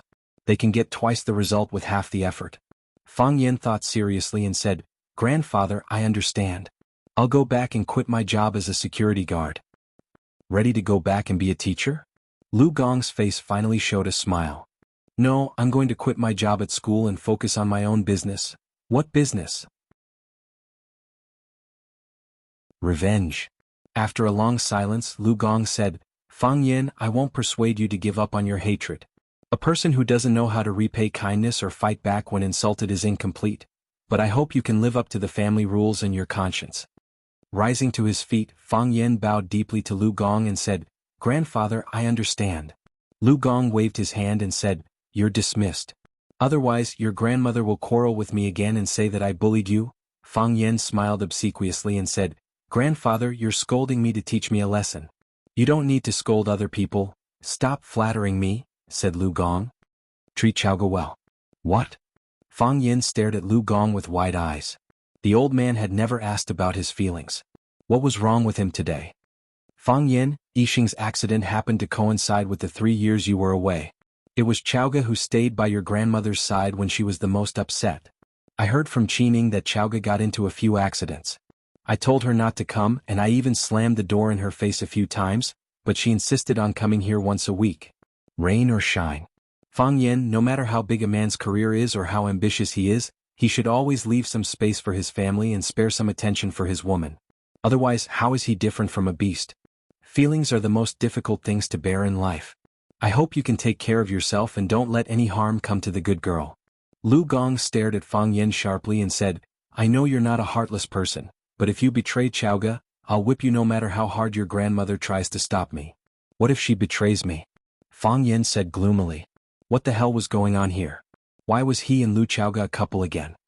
You deserve it. By the time Fang Yen and Lu Gong went downstairs, Grandma and Lu Chaoga had already prepared a table full of dishes. Grandma wiped her hands with a towel, then went up to Fang Yen and whispered, Did the old man scold you? No, Fang Yen said with a smile.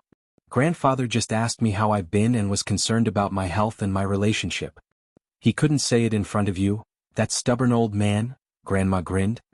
He's been stubborn all his life. Don't take anything he says to heart.